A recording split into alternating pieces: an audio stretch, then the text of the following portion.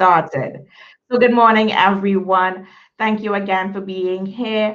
We just want to have some housekeeping rules at this time. We want to ensure that everyone keeps their microphone on mute. I know that the information is going to be so rich and that you're going to have questions, but we're going to ask you to either put your questions in the chat or wait until the question and answer segment. And at this time, I'm going to also that if you need help with understanding, you could turn on your closed captioning, which is the button. You will see it on the screen, the button next to the hand where you could raise your hand. And that would help you with understanding anything that's being said, because unfortunately, we don't have sign language translators with us today. Let's do a quick run through of the agenda. We're going to have a welcome from Stephanie Coy, the FSSP manager, an overview of LEAF. I'm going to walk you through how to complete the application form, the gender-based analysis for the grant, and then also the environmental integration process, and then hear from you your questions about the call and answer them. So right this time, I'm going to hand over to Stephanie Coy. All right. Thank you very much, Karen. Good morning, everybody. I hope everybody is doing well. On behalf of the Field Support Services Project in the Caribbean, also referred to as the FSSPC, it is my pleasure to welcome you to the information session for the 2025 Call for Proposals under the Local Engagement and Action Fund, LEAF, which is funded by the Government of Canada. Today, we will take you through some important elements that will be useful in preparing your LEAF project application. But the information provided will also be useful when you're in any other project application. Some persons on the call today would have participated in our project proposal writing and results-based management training workshops. And so the information for you may seem like a refresher, but a very good refresher. We have on the call today all 8 countries that are a part of the Government of Canada's Caribbean Regional Development Program, PA countries online. And they are Belize, Dominica, Guyana, Jamaica, Grenada, St. Lucia, St. Vincent and the Grenadines, and Suriname. Thank you so much for joining, and thank you for your interest in submitting a project proposal under the LEAF grant. Also on the call today, we have representatives from Global Affairs Canada, and you can always turn on your camera. So we have Trang Nguyen, and we also have Patricia Taylor. The FSSP team members on the call are, as you would have met, Karen Phillip, our LEAF or LDI coordinator. We also have Melanie Winter, the satellite office manager responsible for Belize and Jamaica. Clement Henry, the satellite office manager for Guyana and Suriname. And our country coordinators. In Belize, we have Kendra Griffith, Dominica Cecil Shillingford, and Grenada Tessa Barry. In St. Lucia, we have Vela Samuel Frederick, and St. Vincent and the Grenadines, Shanda Davis, and Suriname, Stefano Para. And it's important to remember these names, and if you're not familiar with them, you can always put in the chat and I will share the information again, because the country coordinators and the satellite office managers, as well as the LEAF coordinator, will be your support after the information session today. We also have online our admin staff, Amanda Malibre and John Wright. And LEAF is also supported by technical specialists, and they will be taking you through some of the elements today. And we have Alicia Heyman, who is our Environment and Climate Change Sector Advisor. Candice Ramisar, our Gender Equality Specialist. And Georgia Crawford, our Organizational Strengthening Specialist. And we also have Florence Alexi LaRose, who is our advisor on Indigenous and tribal communities. And as Karen would have mentioned, I am Stephanie Coy, and I'm the program manager for the FSSPC, and also I have direct responsibility for the OECS countries. So again, good morning. Thanks for joining. We have now almost 200, well, we have over 200 persons online, and it's growing. We did have 400 persons registered, and we are very happy for the interest. And today promises to be a great session. So I look forward to it. Thank you so much. And back over to you, Karen. Yes, thank you so much, Stephanie. We do have quite a vibrant group of persons here with us from across the region, looking to learn more about LEAF and LEAF for you.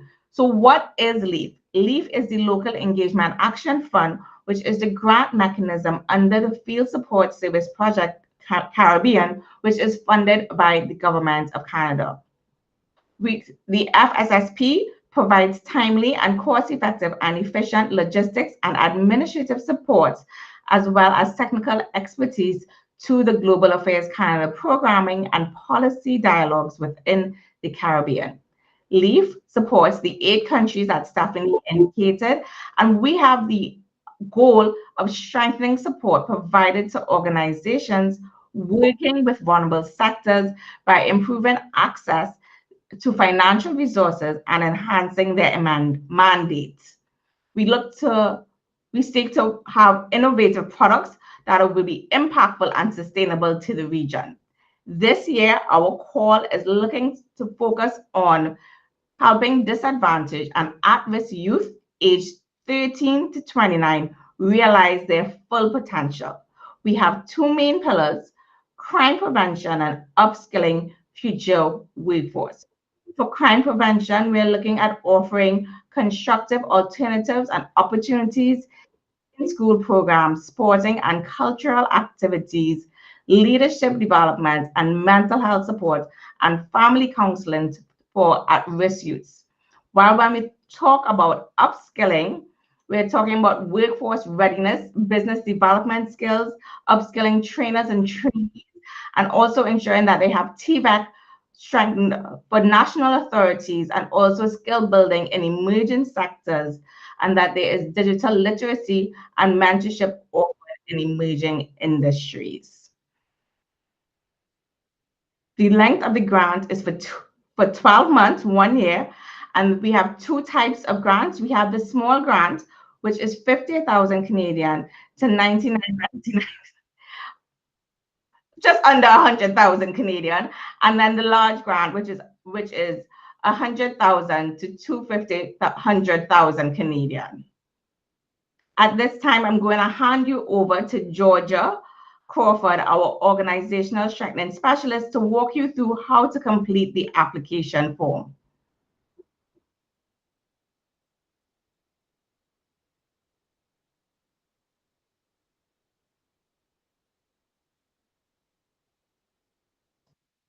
Georgia?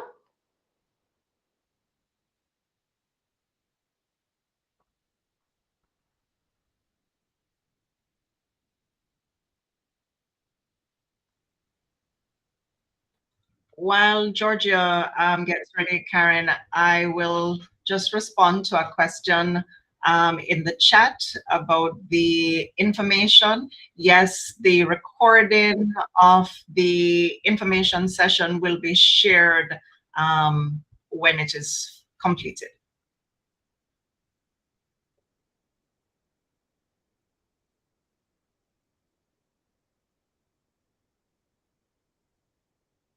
And we also will be sharing a list of the country coordinators in the chat as well.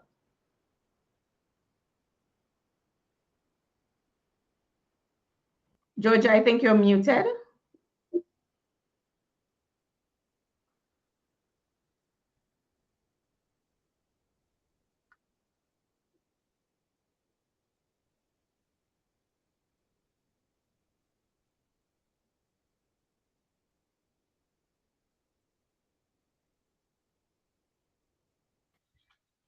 I could start for her, Karen, and then Georgia, if I'm assuming that you're having some technical difficulties.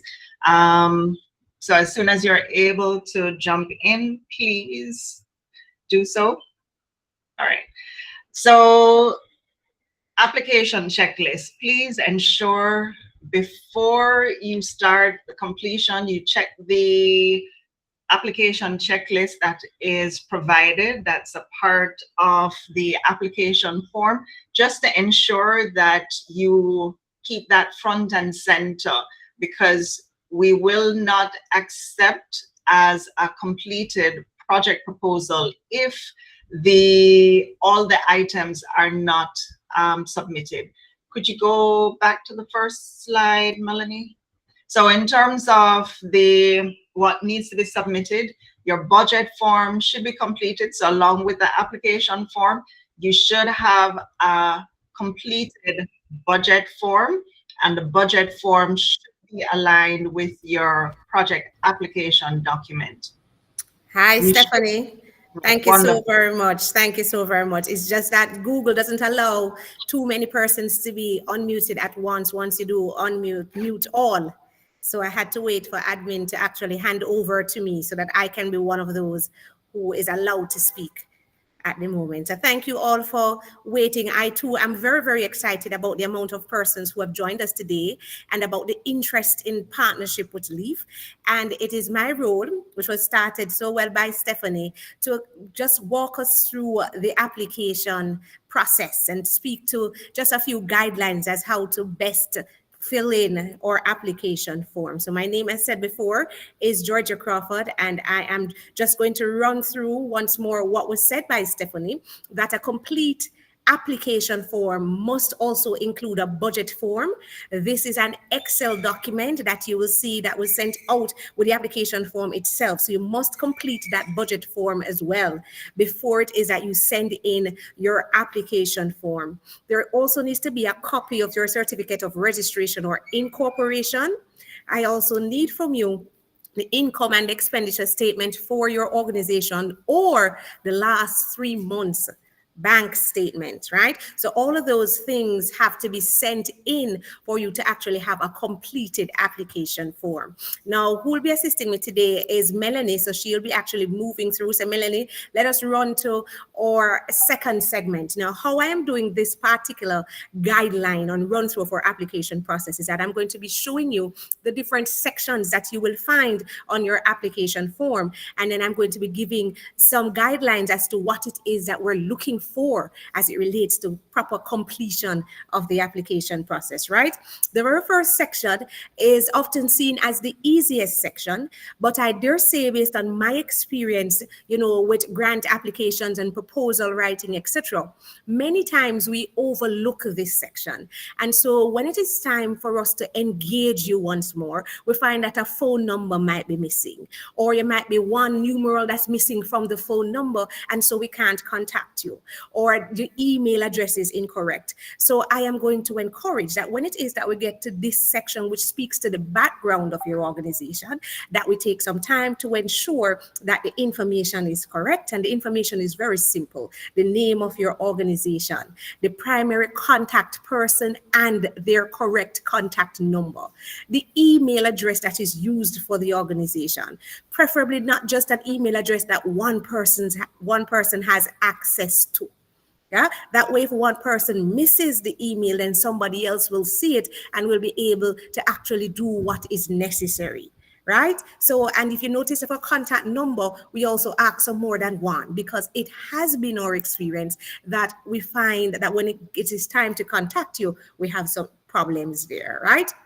All right, so moving along, other things that we want to get from you, your simple online presence. If it is that you have a website, give us the link. You don't, that's fine. Whatever you have for social media for the organization, not for the individuals, but for the organization, then you give us the links to that as well.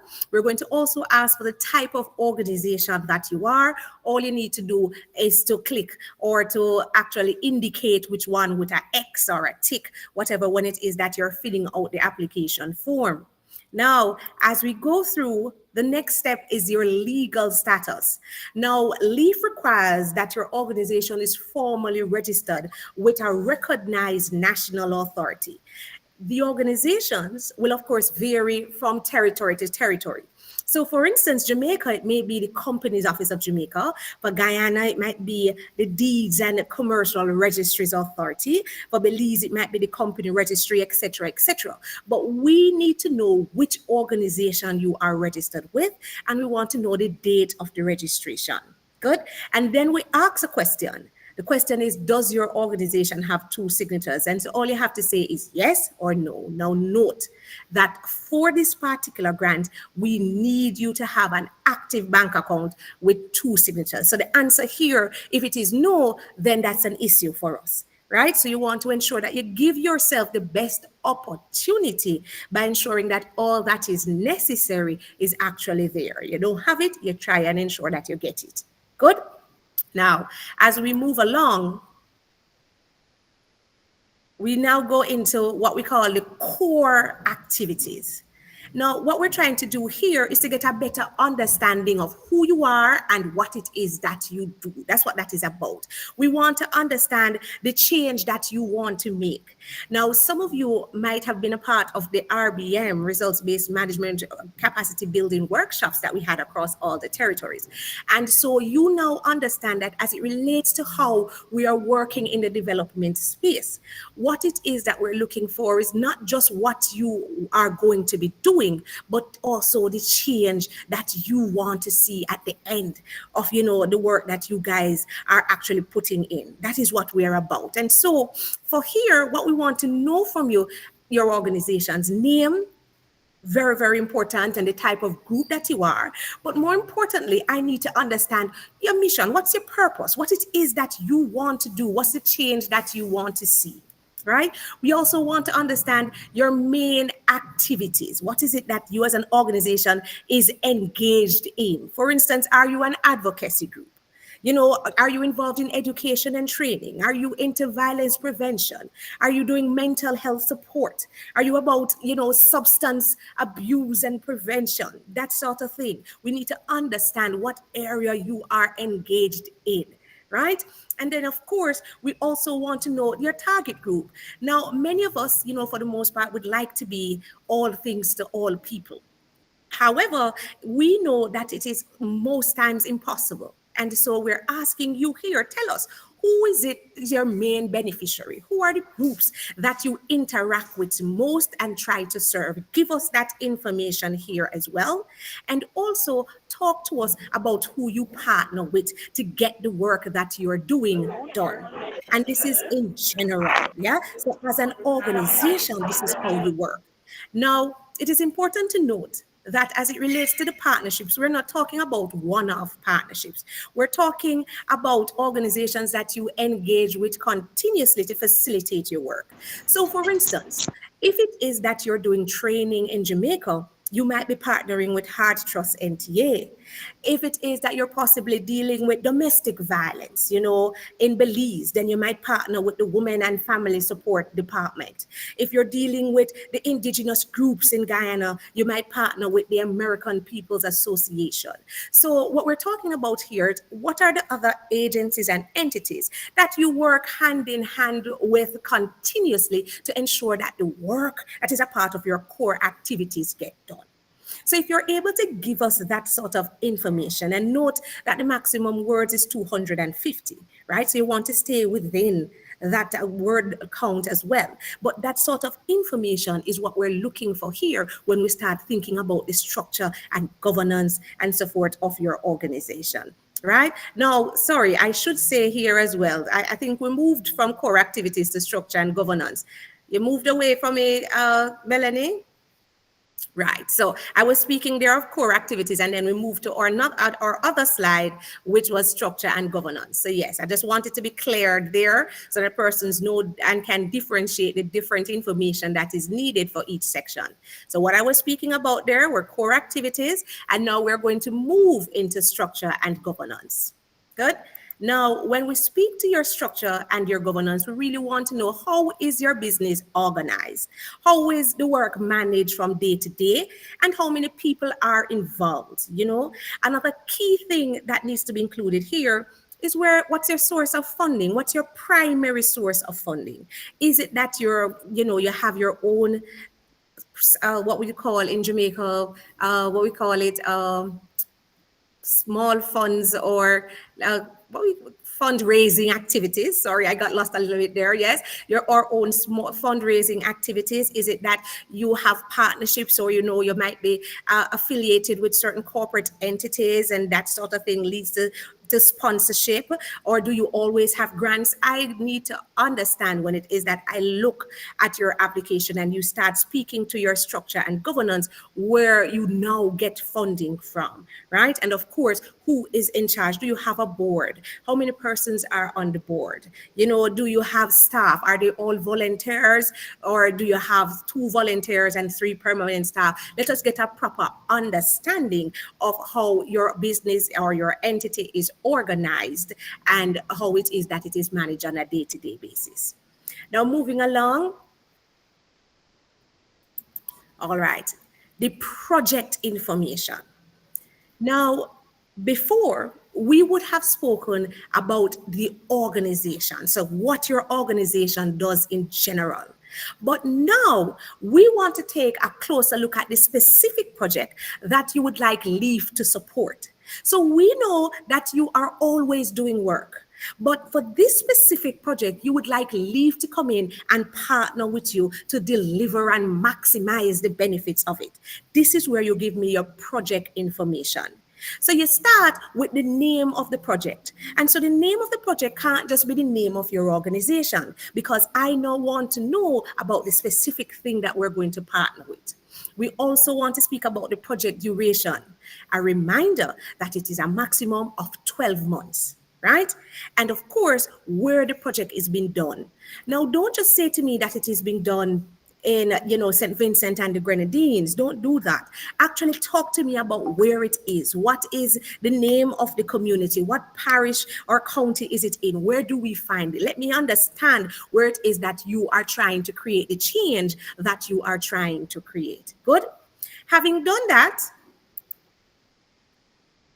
then you go to something that was spoken about by Karen already, the thematic priority. Now, LEAF has their thematic priorities because they're saying to you that these are the areas that we are hoping to facilitate change in right now. They might have changed from the ones you were aware of before. And so it is very important that you look at it carefully and understand what it is that they're trying to do.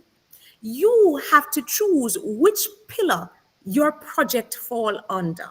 So you are now going to be involved in a particular project that you want to partner with LEAF on. We're saying, what type of project will it be? Is it going to be a project that is focused on crime prevention? Or is it going to be a project that is focused on upskilling the future workforce? Now, ladies and gentlemen, it is imperative to note that once you choose this thematic area, once you go down into your application and you start giving me information, it cannot be that the project that you are describing has nothing to do with the thematic area that you would have chosen before. So you can't say that, okay, fine, I am about upskilling the future workforce. And then when it is that I start looking at your activities, when I start looking at your objectives, I can see no alignment with the thematic area that you have chosen. And so before you click it for your or ticket for ticket's sake, sometimes that happens. They say, okay, this, and you move on. Understand that it will actually guide the information that follows. Are we all with me? Good? All right. Wonderful. So the next thing I go into is my theory of change. Now, for me, and I'm a social scientist, and I do capacity building, but my first love has always been sociology. And so I'm in that particular area. And so the theory of change for me is one of the most imperative areas of your application form. Because just as we had said in our RBM training or results-based management capacity building workshops, we are no longer just about what we are doing. No, we are now at the point where we're saying to the persons that are in the development and social workspace that your project is not just about the activity, it is now about the change that you are able to see. Right? So for this particular section of our application process, what it is that we're asking you to do is, one, give me your project description. So tell me what it is that you want the project to be. Yeah, tell me what it is that your project will address, who you're doing it for. You notice how each time I keep asking you about that, who you're doing this for. You know, why is it that this is a problem in the first place? Yeah, what significant problem are you fixing in your community or your country? And I think this is also a point that I want to emphasize, because sometimes we don't properly articulate a problem so that those who are outside of your sphere and space can understand why it is something that needs assistance right now, or it is something that you need to partner with us with to ensure that the change is brought about so that this problem is solved. So we want to understand what is this key negative thing that has this huge impact that you would put not only time and money to ensure that this particular problem is solved. And then once this problem is solved, what is the change that we will see? Good. And that is where now the second section, let's go back to it, Melanie. The second section of this segment is our theory of change statement. Right? So the first section is just telling me what the project is. In your own words, you're explaining what this particular project is. But the second segment here is now going to actually articulate this in a cohesive statement. It is most times called an if-then statement. So we're saying, if I do this, if the project does this for this group of people, and we get help from this other organization or these other stakeholders, then this is the change we will see. That is what the theory of change is about. So I, for instance, might be working in Mount View, and I might be saying, if the Mount View CDC Cyber Up project, you know, that's the name of my project, Cyber Up project, you know, if they deliver a 6-month cybersecurity skill training course to 200 youths in the Mount View community, and then if we get support from the Google Career Certificates program, then we will see a 40% increase in certified job-ready youths and a 20% reduction in youth unemployment in the community by this time. So what I am saying for this theory of change statement is that I should see clearly what it is that you intend to do, who you are going to be doing it for, who is going to assist you if there are any partnerships in getting it done. And when that is done, then this is the change that I intend to see. I want you to note that when I spoke about the change that I intended to see, I made it specific. I was saying I want a 40% this, I want a 20% this, and I want it by that time frame. That way, you can always be guided by what it is that you should have at the end of the day. What's the goal? What are we working towards? So the reality of the theory of change statement is that at the end of the statement, you should really have the goal of the particular project. And notice I said the goal of the project. This might not be the goal of your entire organization. But remember, what we're speaking to now in this section of the application process is the project that you want us as a LEAF organization to partner on. Good? And so, Melanie, as we move to our next section, it goes right into the project goal and the project objectives. And you'll see when you look at your application form that this is one section that includes not only the goal, but the objectives and your outputs and your outcomes. Many of you would have been exposed to that when we did our RBM workshops, right?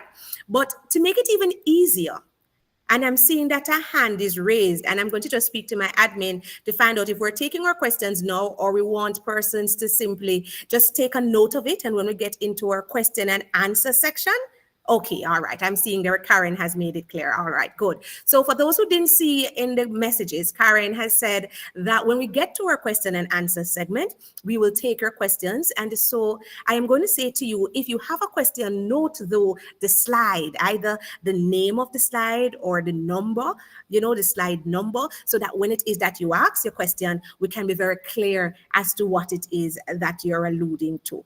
Good. So Melanie, I'm going to ask you to just go back one slide and I'm going to speak to the project goal. Now, one easy thing that we can do right now is to say to you that your project goal is usually that last line in your theory of change.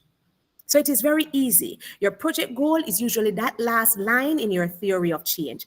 But it is important to note that my project goal must be smart. It must be specific. It must be measurable. It must be timely. It is the overall change that I'm hoping that this project will lead to. Good? Now, having done that, I can move to my objectives. And this is where sometimes, it gets a little bit water, the water itself get a little murky because persons are wondering, what's the difference between the goal and the objective?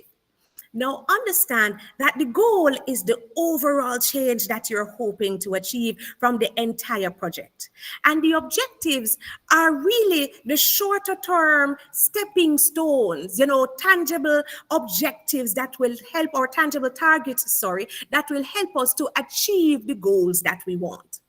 And so when it is that I am sitting with my university students, I always say to them, if it were that I was unmarried and my goal was to get married by 2027, January 2027, that is my goal, then I would now have some shorter term targets that will help me to get to my goals. So for instance, if I want to get married by January 2027, then I need a shorter term goal, which is to find myself a man of some sort, and it can't be by January 2027. I might need to find him by January 2026, that we have a little time to decide to get married, or I might need a little time to convince him to marry me, if that is the way it goes, right? So we find that as it relates to our programs that we're having here, if it is that we were to look at the program I'd mentioned before, if I was looking at Mount View, and if Mount View wanted to, do cybersecurity courses, remember Mount View, we had said that the goal at the end of the period is to have a 20% reduction in youth unemployment in the community by January 2027.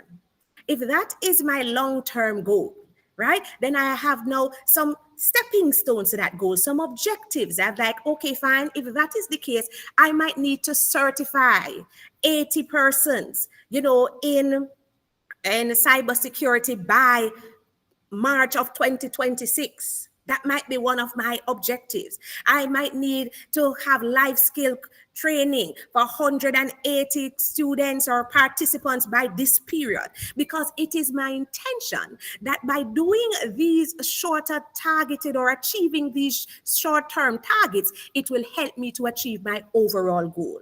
Just like if I wanted to get married by January 2027, I would need to find a man by this particular period, and of course I have to be specific about the man as well, just like we have to be specific about our objectives, right? I need to do other things as well that will get me to the overall goal. And that's what's happening with our objectives. So if you have an overall goal, you might have 2 or 3 objectives that actually act as the tangible, actionable targets that are going to allow you to achieve your goals. Good? Now, let's talk about from the objective. And I said it before that it needs to be smart, but I just want to reiterate. I'm hoping that you're seeing clearly on the screen. If not, you can just X off where you're seeing the other persons. You might be seeing the participants. You don't need to see the participants. You just need to see the screen. So you can just get rid of the participants so you can see the big screen here. I also want to note that we'll be sending out these guidelines as well to make it a little bit easier as it is that you guys go through the process of filling out the application form. So I'm going back to the point that our objectives need to be smart. They need to be specific, measurable, achievable, relevant, and time bound. Now, once you have your objective, it is from your objective that we actually get into the activities. And your activities are going to be paramount going forward. Is what you're actually going to do and what it is that you want us to help you, to get done, to implement. Good? So I'm going to allow Melanie to just sort that you can see the screen a little bit bigger. And as I said before, you can simply X off your messages, you click off all the other participants and look only at the screen and you would be good. All right, so if you can move on for me to the next slide a minute, let me see Melanie here. All right, so what I did was this segment, I actually broke it down into 2 or 3 slides. I showed you all on one slide before because I want everybody to be aligned as it relates to what it will look like on your application form. So it's one table on your application form, but then I broke it down so that it is easier for us to go through on this presentation. So I would have spoken about your objective and I would have said that you would have 2 or 3 objectives, right? And then from the objectives, moving along, we will go to our activities, Melanie. Wonderful. So stemming from each objective, you have the main action that you're going to take to achieve this objective. Right? So once again, going back to the point that I'm going to get married, if I had an objective to find myself a man, so that I can facilitate the goal of getting married, then I would have certain actions that I would need to take. I might need to go out a little bit more. Those are some activities that I'm going to need to do. And of course, that I'm going to need to fund.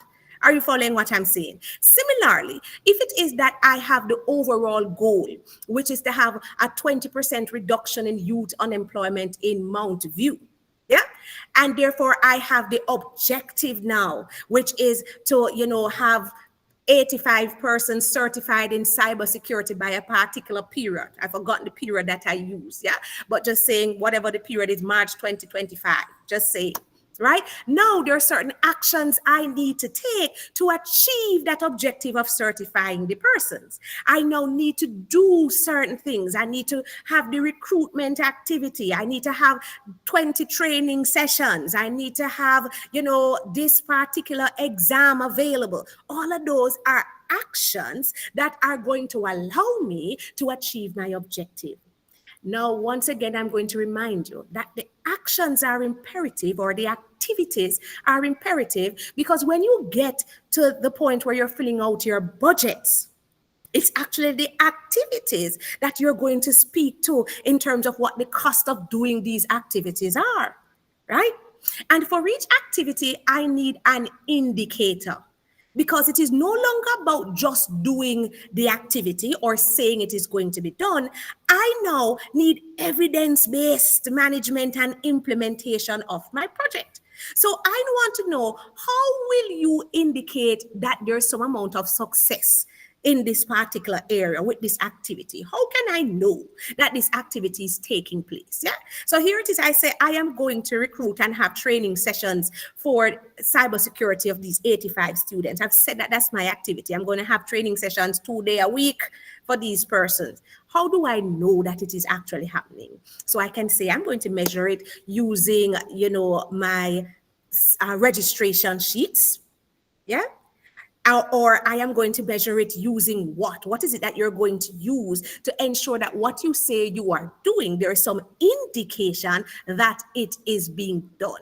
Are you following what I'm saying? If it is that you're doing youth violence prevention, that probably is the pillar that you would have chosen, because I'm changing my example now because I was only speaking to an upskilling example. But suppose you were doing youth violence prevention, your project is in that particular area. Yeah. And you're saying that what you're going to do is to do something in sport, and you're going to use sport as a vehicle to build conflict resolution, skills.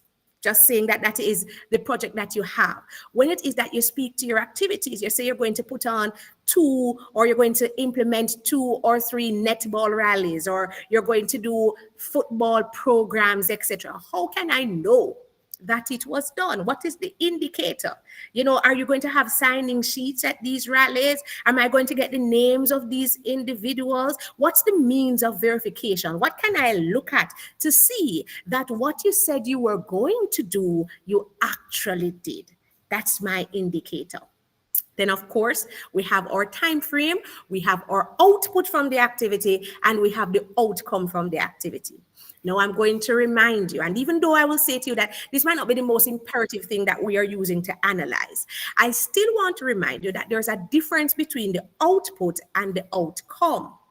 The output of the activity is what you have total control over as the organizers. So as the organizer of the, Mount View cybersecurity or cyber up project, I have total control over the amount of training sessions. So I can say as my output, I will have 80 training sessions over the 6-month period. That's me.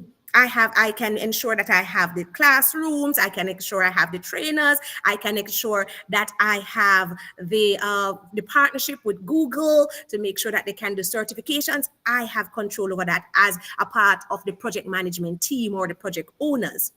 The outcomes, on the other hand, I might not have total control over, or I do not have total control over. They are the short-term changes that I'm hoping to see because of what I have done. So for instance, because I have had these 80 training sessions, because I have done this partnership with Google, I am hoping that at the end of the period, at least 60% of the persons that came to this training session end up with certification, from Google. Now, I don't have no control over that, because they have to pass Google test and do what they're supposed to do. I am hoping that my training will lead to that change for at least 60% of them. So I'm hoping that is going to be the outcome of this particular activity. I'm going to say to you that you need to have at least 2 objectives coming from your goal, and then from your goals you need to have from your objectives you need to have 1 to 2 activities as well, because the activities is what you're seeking funding for. Now, with that in mind, be careful of the activities you say that you're going to implement, because you can't be saying that the only funds you're going to use to implement this activity is the grant fund, which is possibly, say you got $50,000 or $80,000, and yet you're saying that it is going to do everything under the sun. We're asking that we are realistic as well in terms of what we're saying are our objectives and our activities. All right, moving along, I'm always very cognizant of the time, that I don't take up more time than I am allotted, but we will have questions at the end. So thank you so very much, right? So monitoring and evaluation. Now, this segment is the monitoring and evaluation of our indicators. So the only thing that is going to be filled up here, you notice I had A at the top. I left it empty to say, all right, when will you be monitoring these indicators? How frequently? Will you be doing it weekly? Will you be doing it monthly? And only thing that you have to write here are the indicators that will be monitored in what time frame. So if for A you had weekly, then under the indicator, you tell me which indicator will be monitored weekly, if any at all. Or if A you had monthly, you tell me which indicators will be monitored monthly. If it is that under B, you had midterm review and reporting, talk to me about which indicators will be reported on, for the midterm review. Now, note that LEAF requires monthly check-ins, right? So you want to ensure that you have indicators that are monitored at least monthly. Good. And we also ask for quarterly financial reports and financial progress reports. Good. All right. So let me continue. As I said before, if it is you do have a question, we really want to make sure that we can actually answer as many as possible. We have quite a few persons on, possibly about over 200 to 300. We might not be able to answer every single solitary question here, but still note the slide, note the questions so that we can get back to it. Moving along for me, Melanie. Right? Then we have our implementation schedule. Now we're speaking to the activities that we would have mentioned prior. These same activities, we want to know when each activity will be implemented. So it might be that one activity is going to be implemented in month 1 to 4. So I would actually put X's under month 1, month 2, month 3, month 4, month 5, if it's 5 months.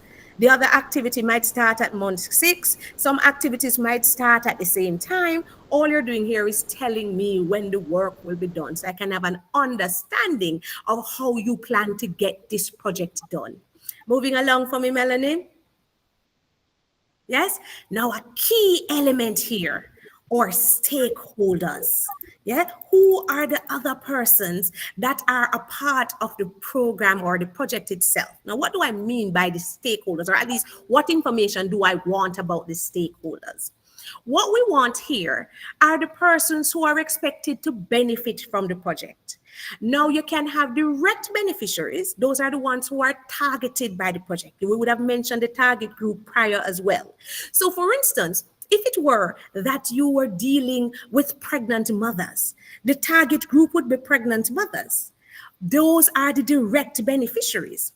But by interacting and providing services and assisting pregnant mothers, there are some other people who are indirectly involved and would be benefiting from your project as well.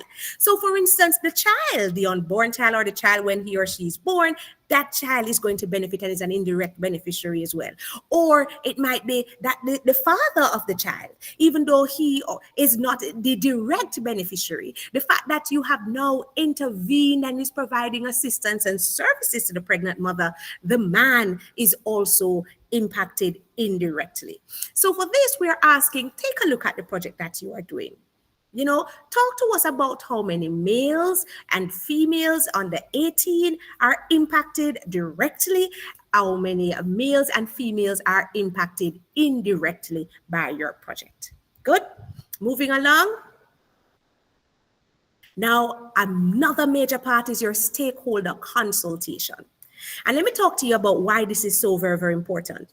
Because so many times as project owners, we have an understanding of our community because you guys have been doing work, in your space and your sphere for a very long time. And you have a very good grasp of the community and what it is that works within, the particular space that you are working. However, there might be other stakeholders, sometimes the beneficiaries, that have other views of what might be most effective. And when it is that you consult them early and in a meaningful way, then you find that we can maximize the benefits and the value of the projects that we are trying to implement. And so we will be saying to you, talk to us about the stakeholders that you have consulted. First and foremost, tell me, have you consulted them? And the answer here should be yes. If you did not plan to consult them, then you have to start consulting them from now before you complete your application to ensure that your project is aligned with what the stakeholders would need, right? Good. Now, we also need to remember how we did it. Talk to me. Who was consulted? How did you consult them? Did you have meetings? Did you have focus groups? Yeah. Did you send out a questionnaire? Is it that, you're a community organization and you have continuous, community meetings, and at that point we had the discussion? Talk to us about how it was done. Tell me what it was that they said and how this input helped to shape your project. And so it is important that you can't say that the community consultation or the stakeholder consultation led to A. However, what we're doing is B. Good. We need to see the connection. And remember, this is only 150 words. We keep reminding you guys, all the organizations, that we need to be guided by the count, the word count, because we don't want to get so much information that we have to be deep diving to have a basic understanding. We want to summarize and get to the point, and that is why we have the guidelines to say, these are the key things. Tell us these key things. Good. Moving on. Then we get into risk management. The risk management portion of your application form is simply saying there are going to be things that might impact whether it is that this particular project is successful or not. If it is that you're doing proper project management and you intend to do proper implementation, you need to be thinking ahead about what are these, elements or particular happenings that might impact your project, and then talk to us about the likelihood. Is it low? Is it medium? Is it high? How would it how would it impact the project? And most importantly, what are the risk mitigation measures? How would you respond to this? If you know there is a possibility it might happen, what plans are you putting in place to mitigate against this, to reduce the impact it might have on the success of the project? Right? Moving along, Melanie. Then we get to this part, which is a part that most times we forget. Having identified the risk, talk to me about how you're going to monitor it. Because it is not enough to simply say that these are the risks without, during the project implementation, ensuring that you are checking if it is that these risks are actually occurring and putting action in place. And so what we need to do here is to say to us, how often and by who will the risks be checked? You know, and of course, if it happens, what will we be doing? What is the tool that will be used to check the risk? Is it a simple risk log? Is it that we have a project tracker? Is it that, you know, the project coordinator has a risk checklist, and when we get to our monthly meetings, we have a conversation about it to see if it is happening and to see how it is we need to adapt and change and be flexible? That is what we're asking for when we get to the risk monitoring section of our document. The risks that you have identified above, talk to us about how you are going to monitor it and who is going to be in charge of monitoring it. And if indeed it does take place, then what is the strategy? Good. Moving along. Sustainability. Now, everyone knows that sustainability. Sorry, I touched mute a small while ago. Did you hear me? I'm just asking Karen. All right, good. I'm seeing that. Yes, we're hearing. Okay, wonderful. Thank you, Karen. Right. So sustainability is a key part of all projects. It has been for the last decade or so, and it has gotten only more important over time.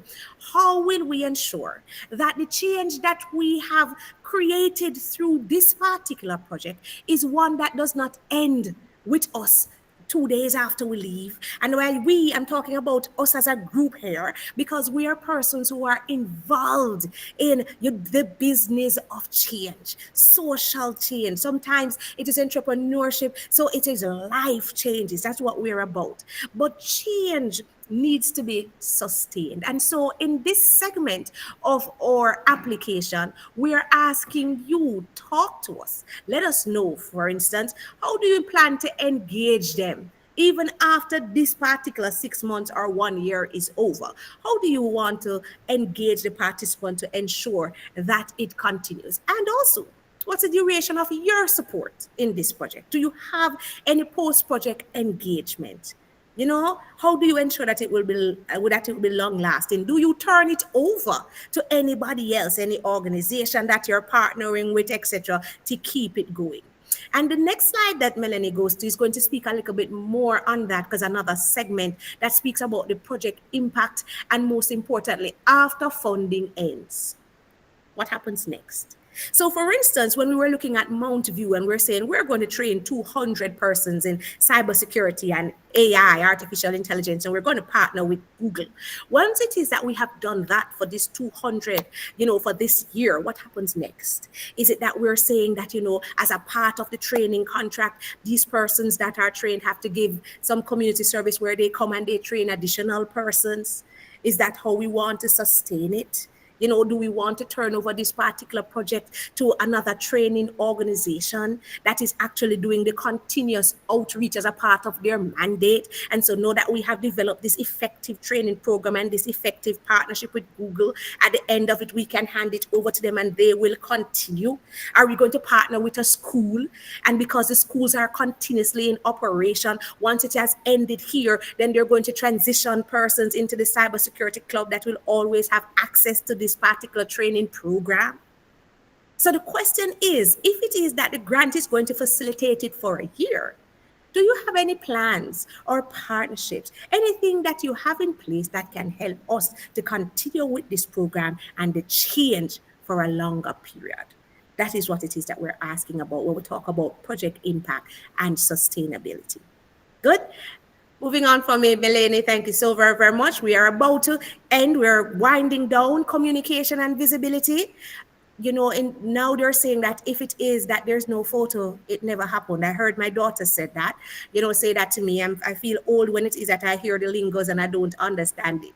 But a big thing is that there's so many groups out there that are doing excellent work, good work that nobody knows and nobody's partnering with. And then persons might need to be a part of the work, but if they don't know that you're doing it. So here's a beneficiary that really would benefit from what you're doing, but nobody is saying that it is being done. So we're saying for your project, talk to us about the communication plan.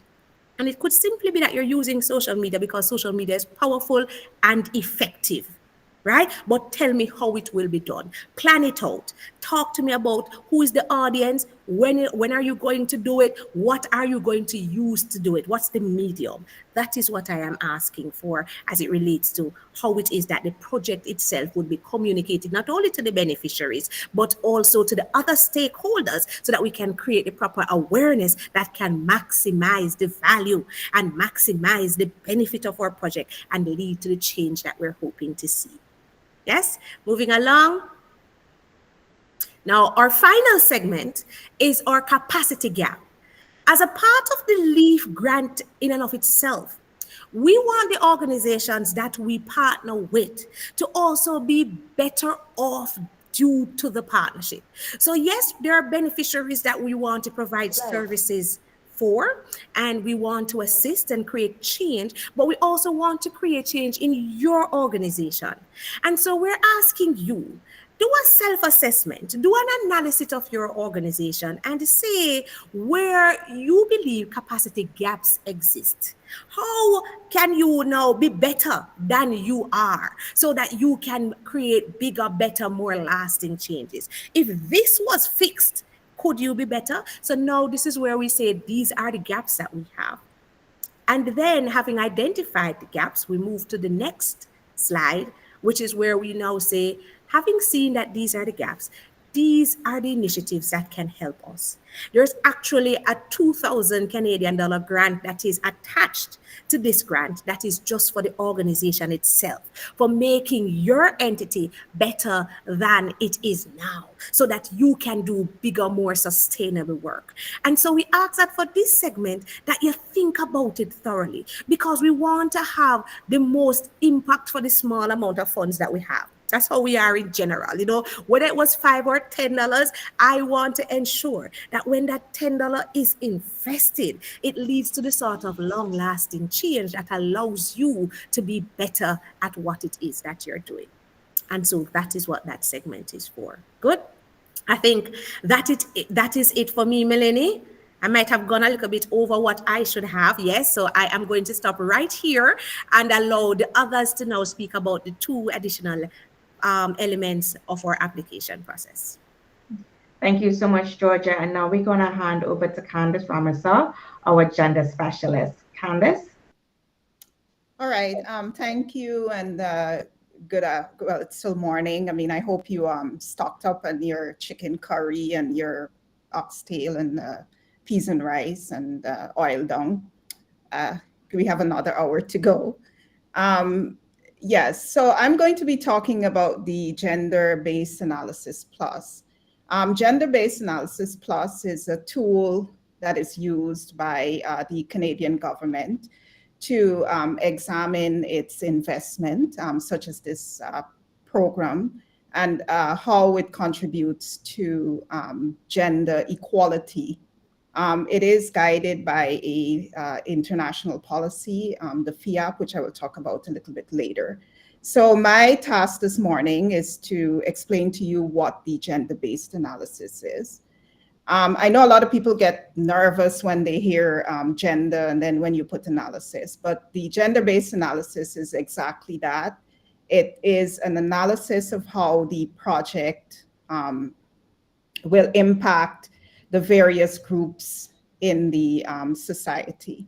Now, when we speak about the GBA plus, we're talking about gender and intersecting identities and how these affect the experiences of the persons who will participate in the project, and how will they be affected by the outcome. The GBA also helps us to identify barriers and opportunities for different groups. If you're going to conduct a project, I mean, how will men benefit from the project? How will women benefit from the project? How will other genders benefit from the project? I mean, how will persons with disability benefit from the project? So the GBA Plus ensure that the project benefits are equitable. And notice I said equitable and not equal, because, equitable refers to the amount of resources or the removal of barriers that a particular group requires. Equality speaks to giving people the same benefits, and depending on where the group is starting off from, they have different requirements. And so it is also responsive. Responsive means that it addresses the different priorities or the different interests or the different points that are important to the various groups, all right? And more importantly, in our projects, we have what is called a duty of care, all right? We're supposed to minimize negative benefits or cost, as we call them. And we're also, it's taken a little bit farther now, meaning that we're also supposed to do good. But in cases where we cannot mitigate the adverse costs, we are supposed to ensure that those adverse costs are equal. Yeah, next slide. All right, so why does the GBA matters in LEAF projects? As I mentioned before, it stems from the Canadian Global Affairs Canada and the Canadian government's approach to gender equality and women's empowerment. It's a feminist international assistance policy. The GBA ensures that we have inclusive design, which means that the various diverse groups of women and girls and men and boys are included in the project. All right. So as you know, we have diversity in terms of a particular gender. A person who is from Baramita in Region 1 in Guyana has a woman, Indigenous woman has a completely different experience from a woman who is in Georgetown. Similarly, somebody from Cherry Gardens in Kingston has a different experience from somebody in Arnett Gardens. So we want to make sure that it is inclusive and it addresses as much diversity as possible.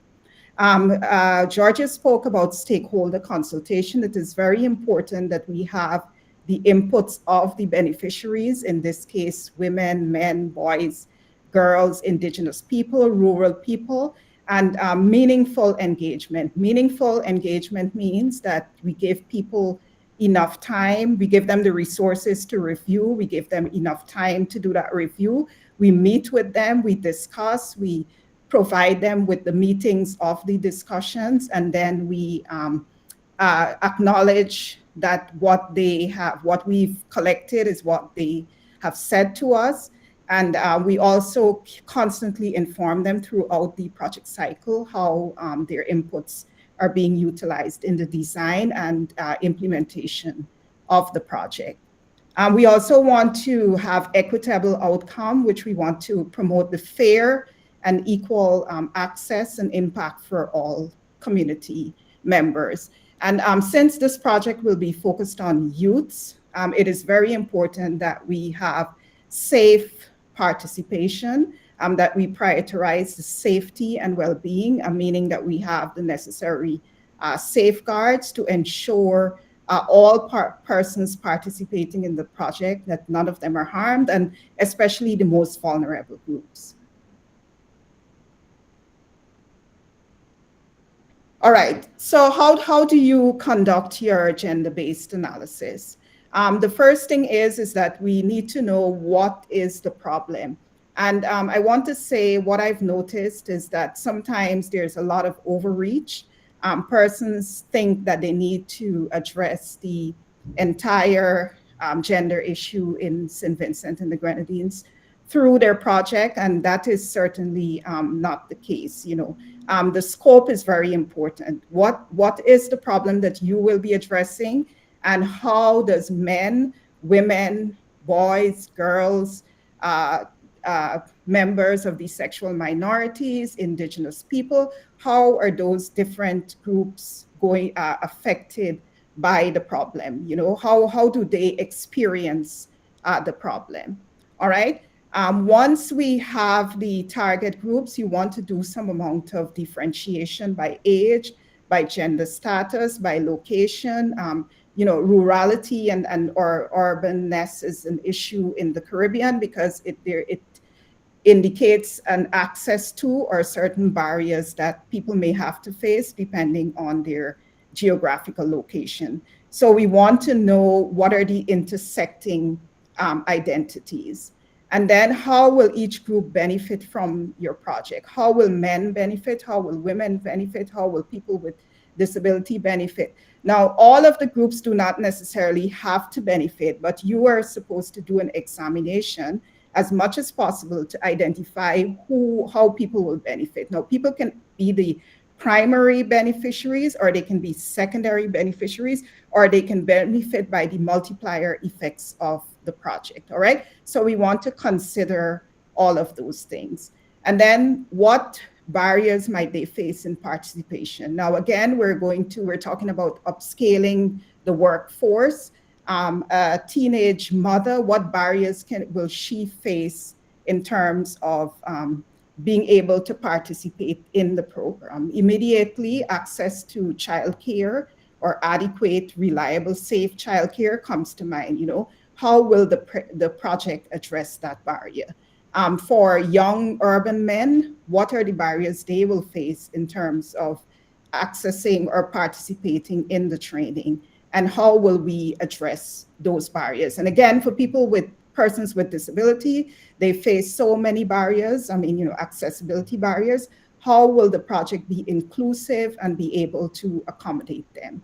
And then related to the barrier, what support mechanisms will be put in place to ensure the participation of a wide cross-section and wide array of persons? And that we talk about maybe providing childcare, maybe assisting with transportation. How will the project ensuring that the training takes place in a building that is accessible by wheelchair? What mechanisms will be put in place to address the issues that were identified or the barriers that were identified? All right, so I spoke about intersectionality. This is very important. We can be several things at the same time, and we usually are. You can be a young Black male from Tiger Bay. Similarly, you can be a young Indigenous person from Dominica. So we want to take all of those identities and examine how will the person experience the project when we look at their intersectional identities. What different needs will come about with these intersecting identities? And here I want to say that you can be a part of a privileged as well as a disadvantaged group or marginalized group at the same time. So an example would be if we take women in general in the Caribbean, when we do gender analysis, we see that women are marginalized or women are considered vulnerable in many, many areas. However, again, as I said before, if you are a woman from Cherry Gardens in Kingston, then you will be a privileged person, even though you're from a larger marginalized group. All right, so this is where we talk about the different intersecting identities and how we determine, marginalization or vulnerability. Next, please. All right, so the crux of a gender analysis is collecting the right information. All right, and you need to collect both primary and secondary, use both primary and secondary data. Now, since your project more than likely will be occurring in a small town or a small village or a small community, a lot of the information would be primary data, but it will be informed by the larger literature or larger information that is available. I would recommend that a good place to start would be your national gender policy, because it tells you what are the major themes at the national level in terms of gender equality in your country. All right. And then from there, you talk about, okay, what is the situation with your community, your village, your town? And we can do that through several means. We can conduct consultations, focus group surveys, community meetings, document what is said. I mean, even in your application, it will probably be validated if you can include, the date or the time that you conducted with consultations with particular group, because it gives it more validity. When you're doing the consultations, you want to document diverse perspectives. All right. So we don't want to stay within our own circle, even if we're doing a project that is targeting men or a project that is targeting women. We still need to talk to men, talk to women, talk to older men, talk to younger men, talk to older women in the community. You want to take into consideration religion, ethnicity. So we want to have as much diversity in the perspectives that inform the gender analysis. And then we want to understand needs and barriers. We need to ask people what they need and what prevents them from participating. All right. So I generally think of a gender analysis, as being, you're collaborating with the community in solving a problem. All right. So we're not sitting, writing what we think the problem is and then take it to the community, but we're collaboratively engaging the community in solving that problem. And then we want to also ask what are ways that we can address the barriers within the community. All right. And again, the feedback from the community is very, very important, or feedback from people outside of the project team or from outside of the intended, the person who is proposing the project.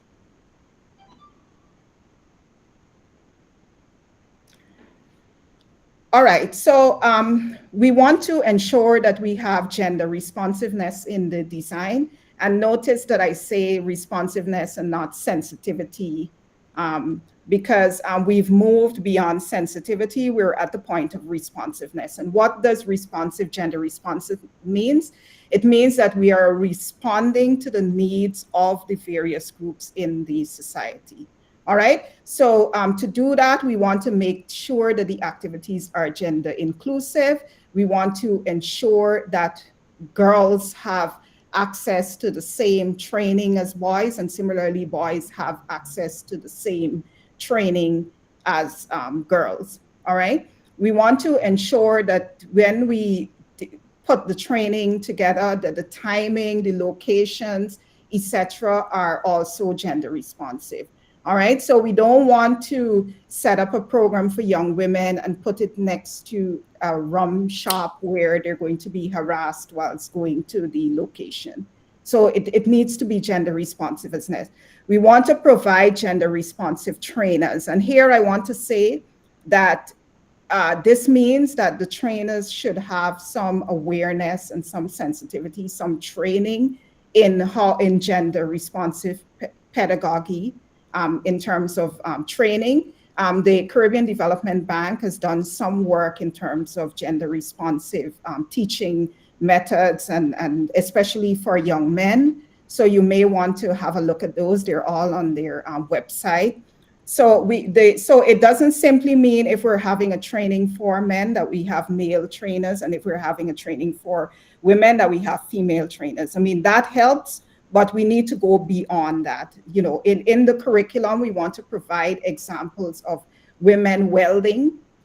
We want to, at the same time, provide examples of men being in nursing. So the entire pedagogy and approach to the training should be gender responsive. And lastly, we want to monitor gender disaggregated results.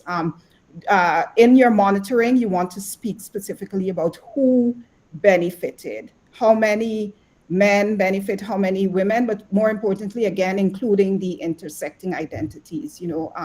How many men from Viewfort benefited versus how many men from Castries, or how many women from Castries. Next. All right, so what are some things you should avoid in terms of your gender analysis? Using generic data. I mean, if you talk about youth, talk about young men and women. It needs to be broken down. And please do not lump youth and women and indigenous people together. They're all very distinct groups with very different needs and priorities. All right. So we want to disaggregate as much as possible and avoid generalities. Please try to include as much as possible the intersectional barriers. If we talk about disability, for example, we cannot ignore the fact that disability and poverty in the Caribbean goes together. All right, this person with disability is 10 times more than likely to be poor compared with an able-bodied person. All right, please do not assume that equality means sameness. It does not. I mean, I said we talk about equitable, meaning that people get the resources and the requirements that they need for their particular situation. All right, and always provide concrete examples. All right, so if we're talking about a specific geographical location, then we provide specific examples about that. We provide specific examples about consultations, etc.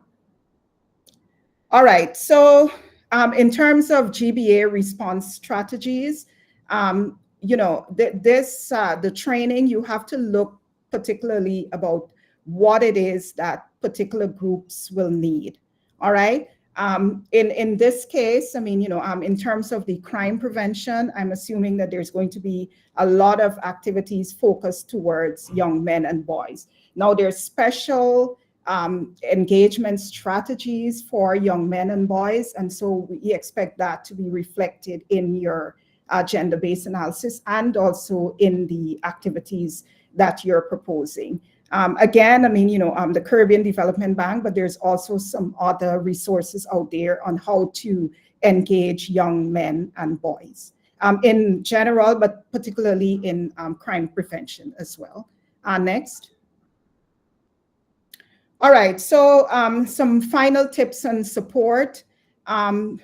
Gender analysis and gender mainstreaming, it's like best done when it is like sort of like a fine spice, like masala. It's not overpowering. I mean, you just get it on your taste bud. So similarly, I mean, in order to be able to achieve that effect, you need to start early. All right.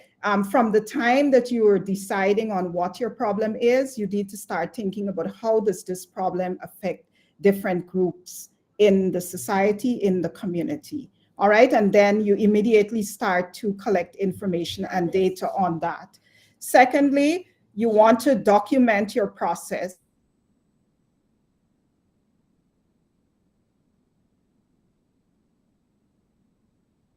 Yes, sorry. And you want to document your process, who you consulted and what changed, how did they inform your design, what was the process of the gender analysis, how did it evolve, etc. It is very important. I mean, the projects are usually measured for their gender responsiveness, evaluated for their gender responsiveness. So you want to integrate gender in all of your activities as much as possible. And again, I mean, think about the primary effects or impact, the secondary impact. Like, for example, addressing gender, if you provide training to men on gender-based violence, that also has an impact on women. So women will also benefit from that indirectly or secondary. And finally, it is you can reach out to local women groups or experts. I mean, most of the countries or all of the countries have a gender affairs bureau that deals with gender issue in the country. You can reach out to them to assist you in terms of refining and ensuring that your project is gender responsive. All right, thank you. Thank you so much, Candice, for that insight. And now we're going to hand over to Alicia Heyman. Good morning. morning, for some maybe early afternoon, everyone. Thank you very much. I think this is the last presentation for the morning or early afternoon, but by no means the least, very, very important, the environmental integration process. And so I'm going to be taking you through the process, especially because you see the word integration. It's not an add-on, it's not a tick off. It's not because we have to do it. It is to ensure that we really are integrating considerations of our environment in our projects. And so I'm going to spend a little time with you talking about this today, and especially just sharing with you some of what you would have already heard. Georgia would have gone through your application form and the processes and the guidance. And a lot of what I will give to you is related to everything that would have been presented then. And so it's really about how you integrate the environment in all of what you're considering. So to start off, what is the environmental integration process? So really, Global Affairs Canada would have adopted this EIP, and that's what I'll call it from here on, that's applicable to all its development assistance initiatives, whether the big ones or the small ones or the in-between. And really, what it does is integrate and streamline its environmental policy and legal requirements into this one process, and utilizes the Canadian Environmental Assessment Act. The CEAA for short, seeks to, as one of its purposes, seeks to ensure that projects are considered in a careful and precautionary manner before approved, and that action is taken to ensure that the projects do not cause significant adverse environmental effects. And so it's very, very important. You know, Karen spoke about projects being impactful and sustainable. When we talk about sustainability here, we're talking about not just economically and socially, but also environmentally. And so it's really that intersection, the linkages between the ecosystem, society, and economics.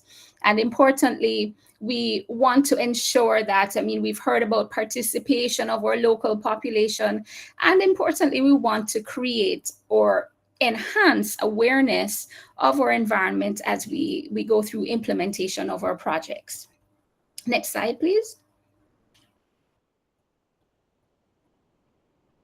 Okay, so thank you, Melanie. So it's important to start off by saying, okay, an EIP is there are two phases to it. And the first is that you have to develop your proposals. And so what we want is a proposal from you with all the things that you've heard about before, plus careful consideration of the environment, and consideration meaning both impacts and opportunities. And it is done during proposal design, project design. And you heard about the consultations and your analysis. Analysis is very important. So you will provide, when you submit a proposal, that proposal will go through a process of screening, but then it comes to us on the environmental side to do this EIP, an environmental analysis, and submit what is called an EIP form. And within that, what we do is provide recommendations where necessary.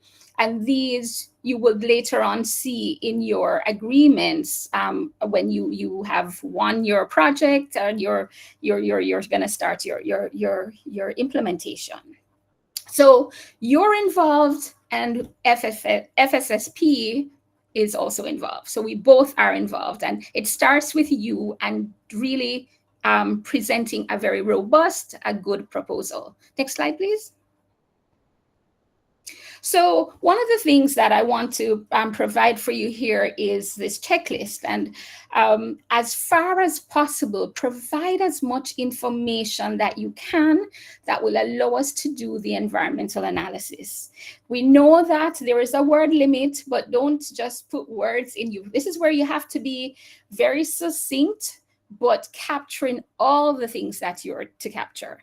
On the environment side, we want you to really look at environmental features. Start to tell us about the community or the communities or the parish or whatever it is, the area of focus, so we understand the lay of the land, what we're working with. You know, sometimes there's nothing presented on, so we hear it's in Viewfort, and we don't know anything. I mean, we have to go and research. Now, aim to not have us go and have to research too much, but present us with the information that will allow us to do that analysis. Importantly here, I want to mention public concerns. Now, we heard about consultations before. We want to make sure that whatever activities are being done or are being proposed, that the public, that your stakeholders can raise their concerns and you can determine how these will be addressed. And so that is an opportunity for when you do your consultation. So we want to see that you have actually broached that with your stakeholders. Important too is that you tell us about the capacity of your organization to implement the environmental actions. Now, we saw that there is a grant that will help to build capacity, but do you have the capacity to deal with the environmental effects, enhancement, when the project is being implemented? Do you need additional resources in terms of equipment, material? And those, of course, would be also reflected in your budget. I'm going to say this, that when you do your environmental analysis, there are specific questions in the form for that. You make sure that while you answer those specific questions, you also mainstream it into your project activities. And I'll come back to that a little later. But it's important that you also reflect that in your budget, because you could have a list of environmental actions for mitigating the negative impacts or enhancing the environment, but you did not budget for them. And some of them do require funds. How will it happen? And we heard about monitoring. So it's very important. Your agreement will have these key actions in it, and they will be monitored. So you have to make sure that you adequately budget for what you seek to do. Next slide. I just want to also mention that, we talked about the consultations, but in terms of information, we've seen, a good practice. So an organization had recently done a needs assessment in the community of interest, and they used that as the background. And those things are very good. It's good to have that, provides as much information and, something that is current as possible. Now, here, in this next slide, I start to look at the EIP process and the proposal. So at the bottom of this slide, you have what is in the proposal form, the application form.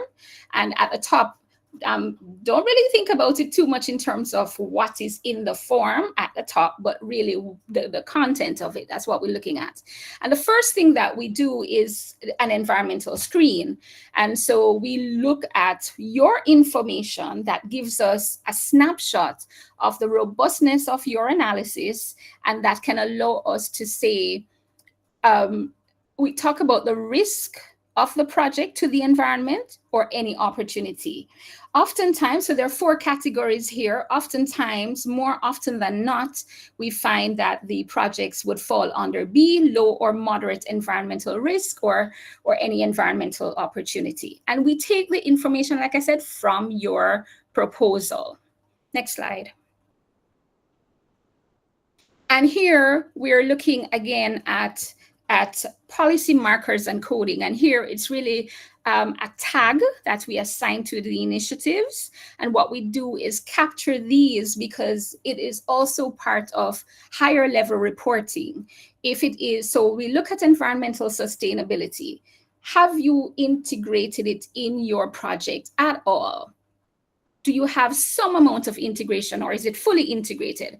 Now, when we talk about fully integrated, with looking at I think Georgia talked about the RBM training that was held earlier this year. So do you have recommendations that are reflected in your framework, in your indicators, in your results statement? So we want to see that. Have you not thought about it at all? Is there no analysis, or have you just said, oh, there will be no impact on the environment? Because that can happen too, where you haven't really thought it out really well. But then there are 4 markers that we look for to see if you have any targeting for climate change in terms of both adaptation and mitigation, desertification, whether it's from drought or deforestation or inappropriate agricultural activities that you're focusing your attention on, or biodiversity. Now, when you look at these 2 pillars for this call, that's not the primary. These are not primary areas associated with that. But when you do your environmental assessment, your own analysis, you may see that you are intersecting with some of these areas. For example, if you're looking at pillar 2 and you're looking at creating some form of income generation activity, so there is training and then the actual activity that you will kickstart with a group. And what you find is you are using some natural resource. And so we ask that question, are you using any natural resource? And so are you integrating the consideration for that resource? It could be a matter of you're getting into some agricultural activity or agro-processing. And when we think about it, it would be it's on the side of adaptation, because you think about some of the impacts of climate change in the community. You have water issues, you have soil issues, how people conduct their activities. And so you start to look at good agricultural practices and you look at climate smart agriculture. And so we look at, is that adaptation, and are you targeting, or is it significant, or is it a very direct part of your project? Next slide. So here, in terms of intersectionalities, where we look at the environment, one of the core, the environment, and how your project can create opportunities for including environment in your activities, and that's the enhancement. So you may want to look at an opportunity in any of the pillars. Is there some kind of environmental activity that could form one of your core activities for the project? And that is, you look at those 2 pillars, that can happen. And that's where your creativity comes in. And also, if I go back to the checklist that I spoke about earlier, when you talk about use of best international practices, for the areas that you're working in, what does your research show when you do your online research, or what's going on in other communities in your country or in the region? What is it showing? What are some good practices that are emerging that you may want to adopt and adapt for yourself, but would involve the environment in some way, and that can enhance the environment? The second part of it is the environmental impact that can be both positive and negative. And what we want to do is zoom in on the negative ones and determine, we heard about risk and risk mitigation earlier. These would be incorporated in your risk mitigation action plan, where if there are negative impacts you see on the environment, you start to look at how will you mitigate those negative impacts, because it's very, very important that you are not creating significant adverse impact on the environment because of the activities that you are conducting. Next slide, please. Thank you.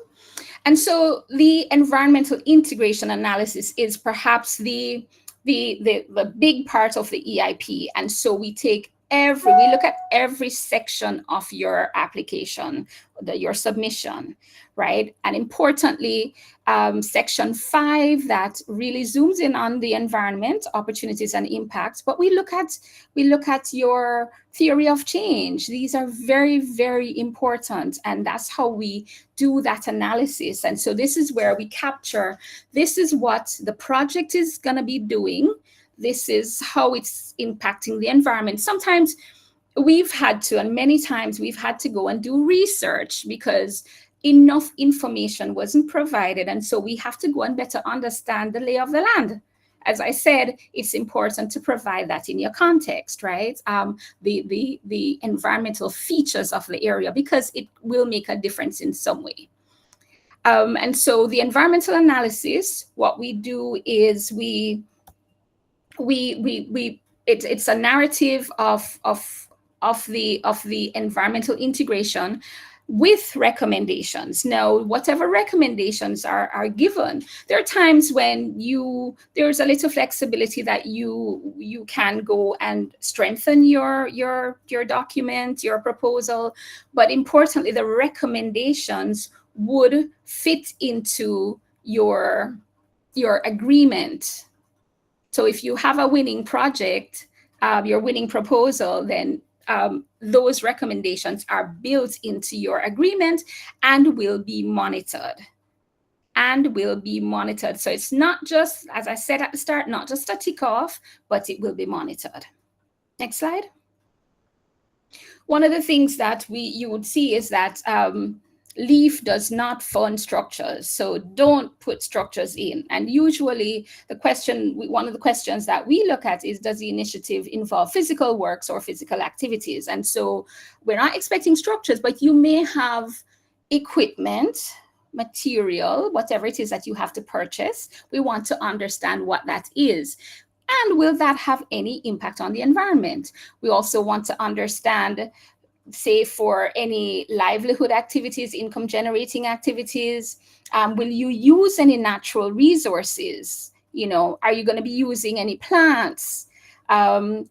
Importantly too, we want to understand, are there any country legislation, regulations, or policies that govern what you're using that you have to adhere to? We want to know that. And what mitigation measures will be applied to ensure sustainable use of resources? And I'll give you an example here. You are working with a group of young people ages 18 to 24 in the cohort that we know we're working with. And they're going to be making these T-shirts, and they're using a dye from a plant. You have to make sure you know if that plant is, or do you have enough of it, or is it a plant you can use? Are you able to use it, or is it one of those that you must not touch? You need to know those things. If you're going to use it, do you have enough, or will you have enough to sustain that activity?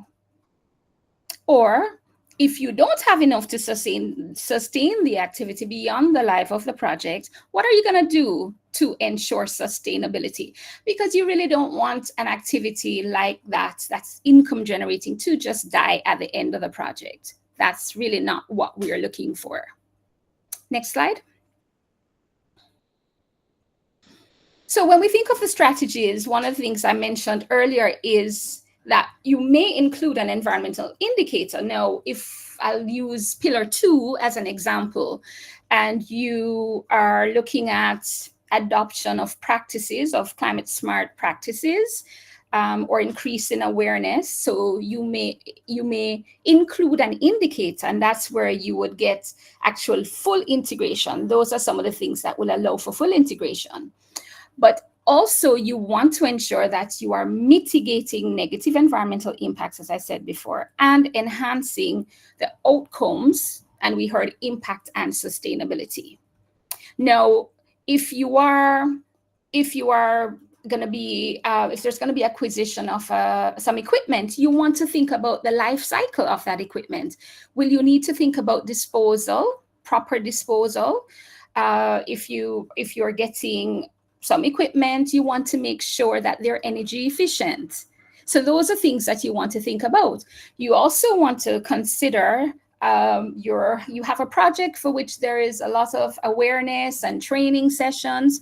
Is there an opportunity to incorporate environmental consciousness, awareness, anything you can you can incorporate in those activities. It's not taking away from the activity, it's actually enhancing, because there is no greater consideration or greater awareness for the environment. Next slide.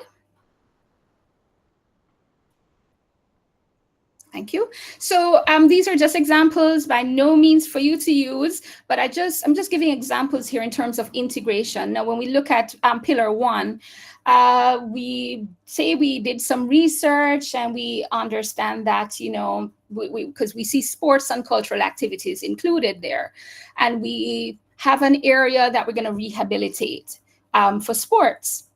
Now, one of the things we may want to consider is greening that space. Or we may want to look at training at-risk youth as environmental wardens. I've seen a project that would include, the recommendation was to include youth climate change wardens. For pillar 2, if we consider something like agriculture as an area of interest for whatever business skills, we may want to do training, trainer training in climate smart agriculture. We may have apprenticeships on farms. We look at things like composting, you know, but it's really how do we integrate the environment in whatever activities we're doing, responding to these 2 pillars that we have. Next slide. Now, mistakes to avoid, and this is very important. We look at a couple things here I want to say. So, you know, avoid including generic activities only because you want somebody to say, oh, they did include the environment. They did have some consideration. Sometimes you include environmental actions that are so not applicable to your project's context, whether it be the area of interest or the country, or even the activities or your project goal. And so, for example, a project says we're going to be doing recycling. So we're having all these, our projects is a lot of soft activities, a lot of training and awareness building. So it's a lot of times when people are coming together, we're going to create a lot of waste. We have a lot of solid waste, and we're going to do recycling. Now, I may have to go check out the country. Do they have recycling systems in that country? Is there a recycling program? There is none. So really, that while it's all good to include that, really there is, you know, it's not as applicable to that area. You want to, we said this before, activities should be acceptable to the stakeholders. And so it's so important for you to have your stakeholder consultations and ongoing involvement. One of the things too is the imbalance between your goal-focused activities and the environmental consideration. So I mentioned the dye. You want to make sure if that plant is not going to be available in enough quantity for a long period of time, or for whatever extent of the time that you're looking for to do that activity, then really you don't have your raw material to be able to do that. And so it's going to now challenge you. So it's going to be a challenge for you to achieve your goal. The other one is developing misaligned budget. As I said before, make sure that you incorporate the costs that concern the environment into your proposal. So a project says, okay, we're going to use non-disposable containers for lunch, but you didn't put that into your budget. You only put lunch, and it was not enough to be able to get those. Right? You have to make sure that it corresponds. And finally, just give the justification. In your budget, put the justification. Why you need these number of things, why you need this particular one. So these are all very important. And finally, I just want to say, so when we complete an EIP form, that's on the FSSP end, we complete a form with recommendations, and that goes back for final consideration into the scheme of things. And that's what will give you, part of what will give you a winning proposal. So I just want to tell you all the best with developing your impactful and sustainable proposals. Thank you. Thank you so much, Alicia, for your presentation. I just want to let listeners know that we are not asking them to hire a consultant to carry out a EIP, but we're asking you to undertake a small one that you could handle as an organization, and to be mindful of how your project will engage with the environment. So now we're going to go over to the question. And I also realize that we may go over the 2 hours that we asked you for. So we're asking for your patience, and we are mindful of your time. So let's see how we could get through these questions that were provided throughout the session. And thank you so much for Amanda for helping me with collating the questions. So the first question is, can an organization submit more than one proposal?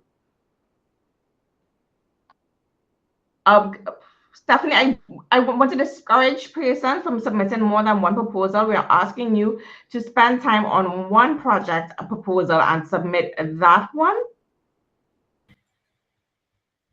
Correct. Right. Can we provide clarity on government organizations applying and the request for audited statements? So, and also how many years of audited statements is required? So we're asking for those who are applying for the large grants to submit audited statements for the last 2 years. If you're applying for the small grants, it could be the income and balance statement sheet. And then what happens to organizations applying through educational institutions?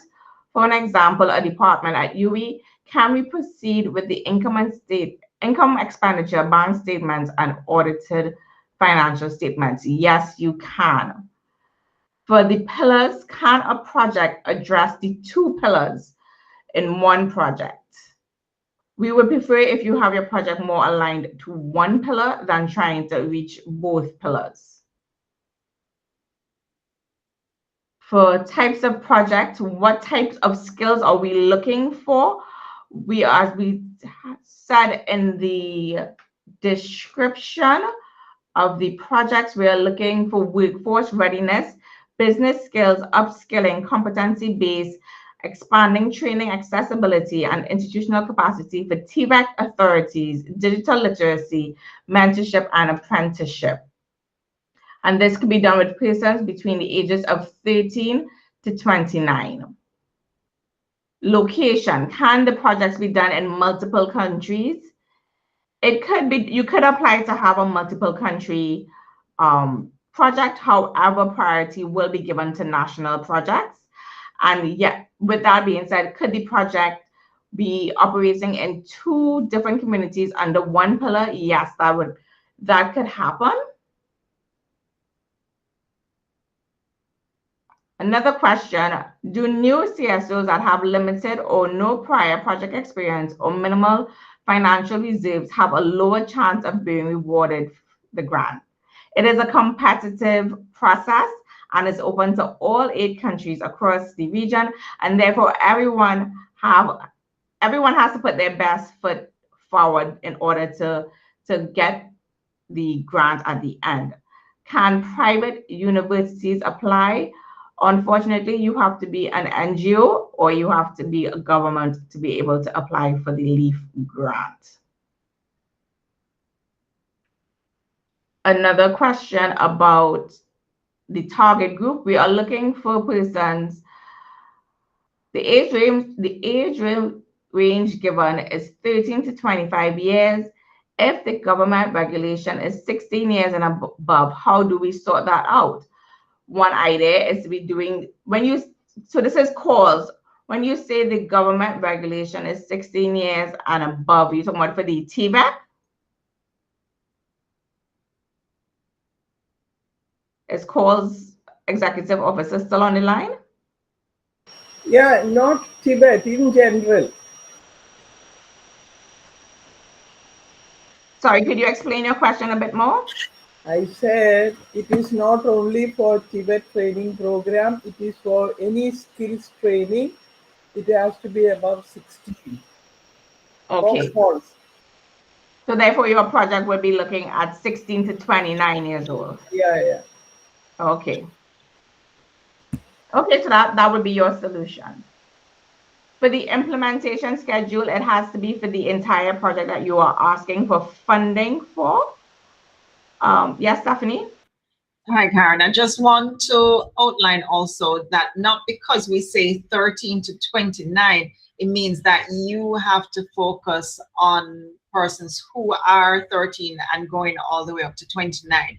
It's within that age range. So depending on your age range of focus, because for you, it could be 16 to 18, or it could be 18 to 29, or it could be 13 to 16. So you would identify what's your age range of focus and then advise us. But what we are saying is that the gamut is from 13 to 29.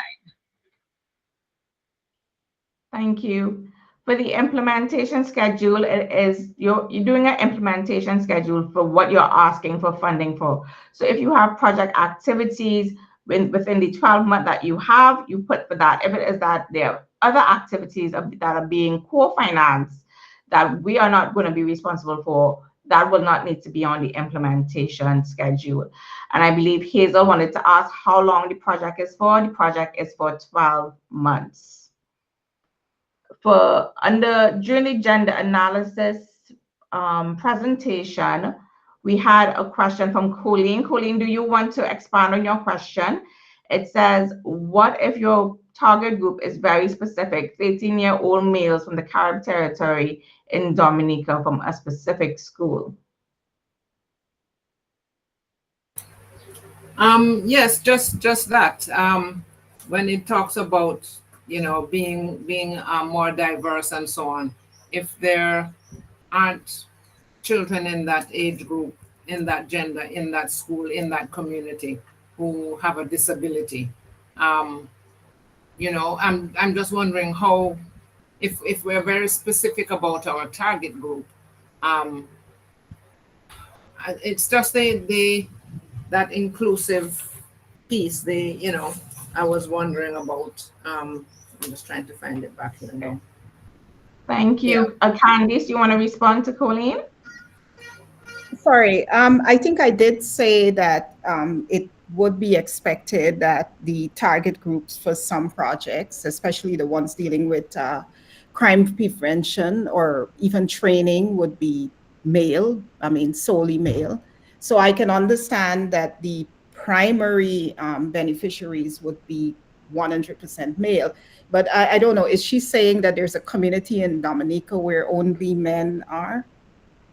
No, I was just using that as arbitrarily. Okay. So if it's like a specific school, let's say it's a remand center, or for at-risk boys who have been in conflict with the law, they might be a very specific age group. It might be a very specific number. So it's just the flexibility of the terminology I'm really thinking. Yeah, so that is where the intersecting identities come in. So, the boys are going to be diverse in other ways other than just gender. Okay. And then also looking at the secondary impact that training will have on the community, including on women and girls. Okay. And also, as Candice had mentioned in her presentation, in the training that you would make reference to, the question also is, how do you show that you have considered some of the specific issues that we know typically you may find with the specific cohort? So for instance, in terms of the types of activities that you are recommending, anecdotally, we always say that women are more, or girls are more likely to be willing to sit in a classroom and do 2 hours of training, whereas boys, it's typically more activity based. So we would want to see how your consideration of the specific needs for the target audience is included. So for instance, also if it is that you are engaging persons with disabilities in your activities and in your budget, do you have specific budget line items that will speak to including whether it is a sign language facilitator or getting documentation in Braille because of your target audience? So that's what we want to see coming out. Okay, got it. Thank you. Okay. There was another question under gender. So the project does not need to be targeted towards women, but demonstrate that we are responding to responding to the needs of all genders and all stakeholders. Candace, do you agree that that is a correct statement? Yes, and also the intersecting identities within the gender. So rural, urban, ethnicity, whatever. I mean, age group. Yeah, what are the other intersecting identities within the group? Okay, thank you so much. So we're going back to finance questions. The question about, do government organizations need to provide an audit? Stephanie, I'm asking you if you could answer that question. Okay. So we know for government entities, depending on the country, so whether it's a department or executive agency, then there are some will not have some, whether it is be able to show the bank statement or an audited financial. So for the government entities, we do have a different requirement for you. And once the submission is made, then we will discuss with you in terms of what is the information that you're able to provide us. Because of course, what we would want to see and to know is the supporting, the support that you are going to provide, that will happen. Thank you so much, Stephanie, for that answer. We have a question about co-financing. Would the program support or consider partnership submissions, i.e. two organizations collaborate and submit an application, especially if they have similar mandates, target groups, etc.? What are the necessary documentations to be submitted to LEAF? Could they be the same for separate documentation? Stephanie, and there's also a question about, could the lead organization be in one country and the implementing agencies in another island for co-financing or joint applications? So we do highly recommend having partnerships and collaborations. So that is definitely something that would be good. However, the information that you would provide on the application form, the background, so that's the first section of the application form, would be on the lead organization. And so it's the lead organization that would indicate the contact person, the lead organization that would provide, or the organization that if the grant is awarded would be obtaining the funds, then it would be that organization that would have to provide the financial statements. So for instance, let's say in Jamaica, we also have an organization in Suriname where we have a collaboration. You, as a CSO or community-based organization, you may not be registered. And so you may partner with a CDC or a parish development committee that is registered.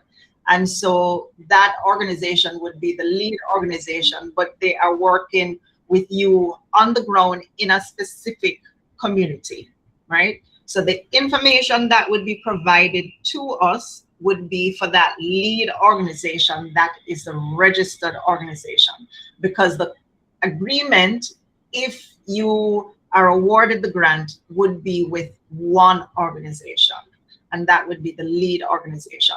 So between yourselves, you would have to agree. You could also establish amongst yourself MOU between the organizations that are working together, so that there is something that guides your partnership.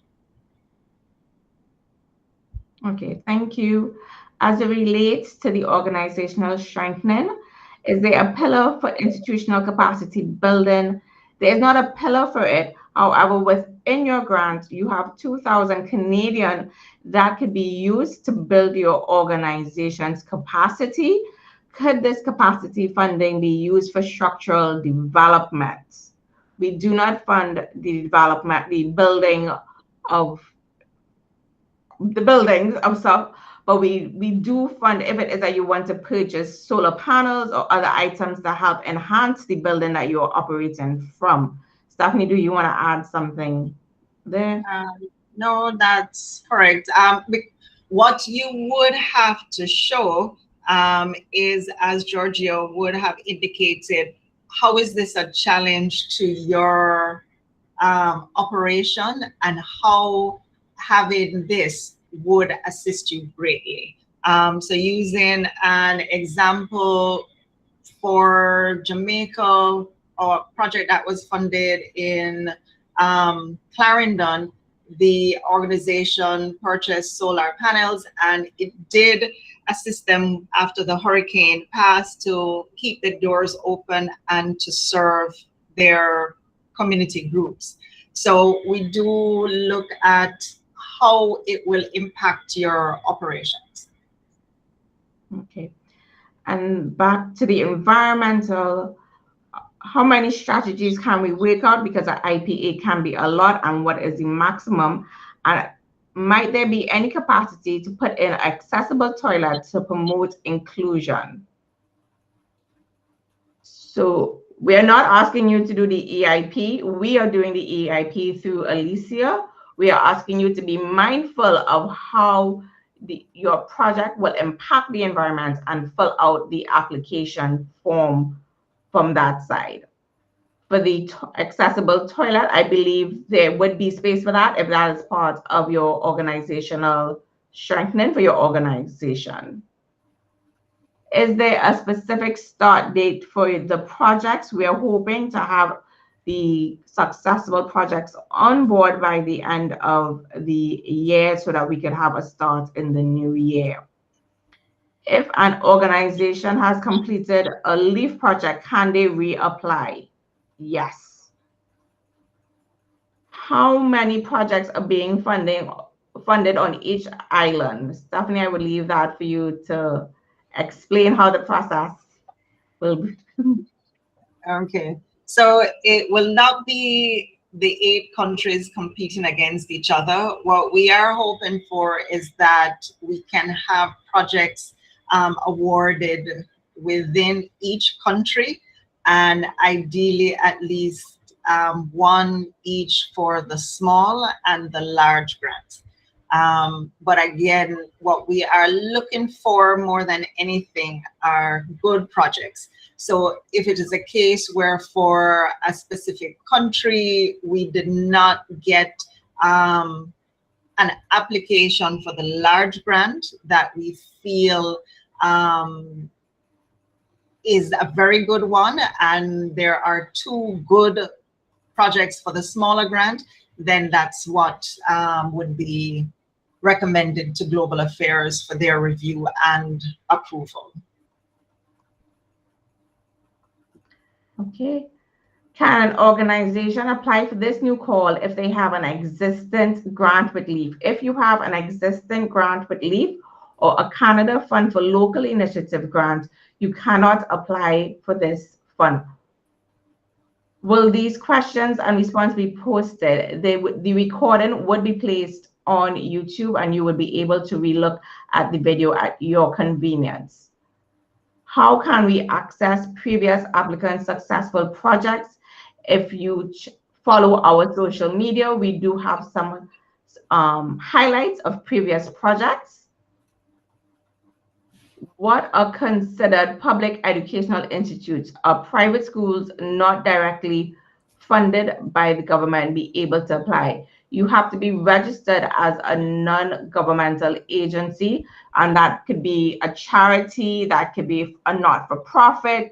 Once the different types of non-governmental agencies to be able to be considered from that side, or you have to be government established to be able to apply for the grant. Can foundations who were just established apply for funding? You could apply for funding, and however, you still have to meet the requirements that are listed in the call for proposals. And a recommendation for that, Karen, for entities that are relatively new, is we do ask for you to provide information on your project management team. And so that's where I would recommend to you that you identify persons that have some experience implementing projects. So while the NGO may be relatively new, and as an organization, you may not have a lot of projects under your belt, but you would have, as a part of your team, persons that have a lot of experience under their belt. So that would assist. For large grants, if the last two audit accounts are 2021, 2022, will they be accepted? The 2023, 2024 statements are being audited currently. Yes.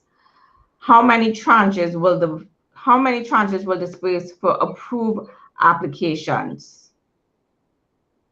I believe it's 4 tranches over the lifespan of the project.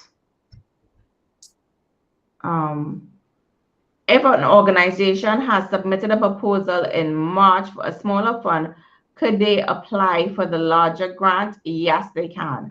Yes, faith-based organizations could apply for the grant.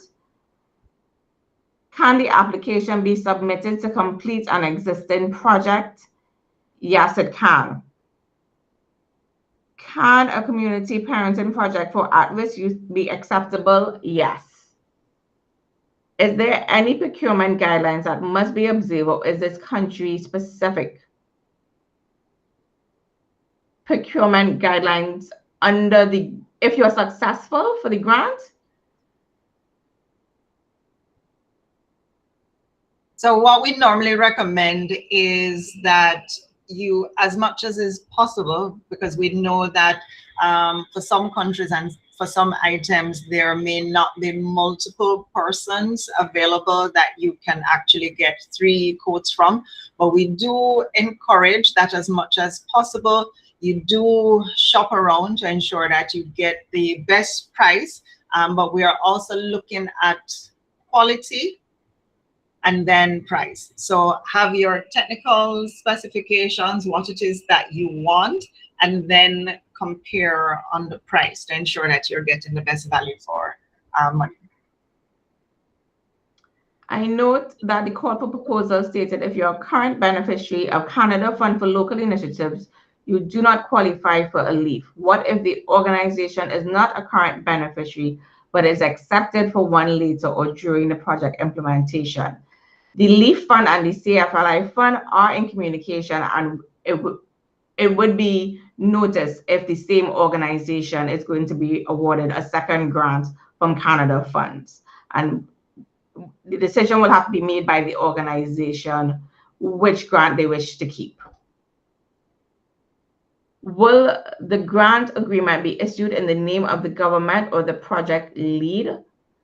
The grant will always be issued in the name of the project lead.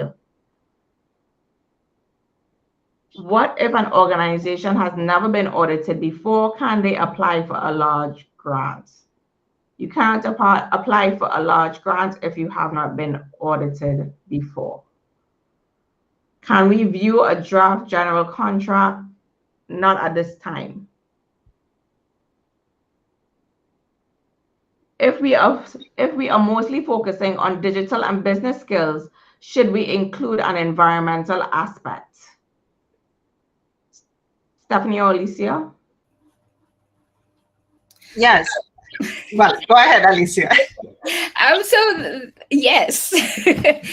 So really what you want to do, if you're talking about use of digital technology, you want to look at the impact on the environment. So whether it is, and I'm not sure if that's where your question was going, but you want to look at energy efficiency. So the whatever equipment you may be acquiring, you want to consider that. But you want to also, so the whole life cycle of the digital technology, you want to, but it's really, I see some of the comments or the questions on the environment. It's not an overkill. Really, we want you to just consider, how is this gonna impact the environment? If it's a positive impact, then you want to highlight that and even enhance. If it's a negative impact, then you want to look at how you're going to mitigate that kind of an impact. And so if it means you have to purchase, you have to go and search out the equipment that's available and look for one that's energy efficient, that may be something that you need to do. So yes, you have to consider the environment. And as I mentioned before too, you want to also look at even the point of disposal of that piece of equipment. You want to ensure that it is done the right way. So you have to consider all of those things in your design. Okay. And if I may add, Karen, when we talk about integration and consideration in terms of your proposal, is that, for instance, for that digital business training that you may be doing, you may be doing it on site, you may be utilizing an educational institution or a church hall or somewhere, and there is a government regulation which says that recycling materials. So for instance, in Jamaica and some other Caribbean countries, the whole thing in terms of plastics, we're not supposed to be using that. You may have visited the location and you notice that, hold on, in the classrooms, they're still using the bulbs that shouldn't be used, but the school did not have the capacity because it's a community center, so to be able to change out. So to be able to assist them, you could also include in your proposal that, hey, we did an assessment of the training venue and we recognize that these are some of the challenges. We would like to put in separation of the garbage. So we're going to purchase a bin to put in so that we can recycle, or we are going to be providing, whether it's $500 to be able to change to more energy efficient light bulbs. And, we want to be able to encourage the participants because it's a full day of training. So we want to just put up little stickers that, hey, remember to turn off the lights, and to encourage energy awareness, or use there. So we want you to really look at what it is that you are doing and then see how, whether one, you can help to support your local legislative and government policies around the environment, as well as what is in our document in terms of how to encourage and support environmental consideration. Okay, thank you so much for that. The next question is, can a social enterprise apply for the grant?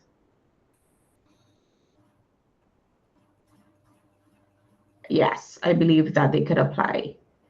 For the duration, another question about the duration is 12 months for all projects, all components under the projects.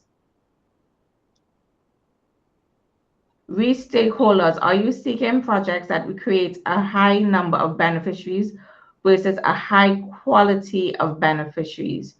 We are seeking projects that have engaged stakeholders when they are creating their proposal, and also that the projects have also reached the necessary persons.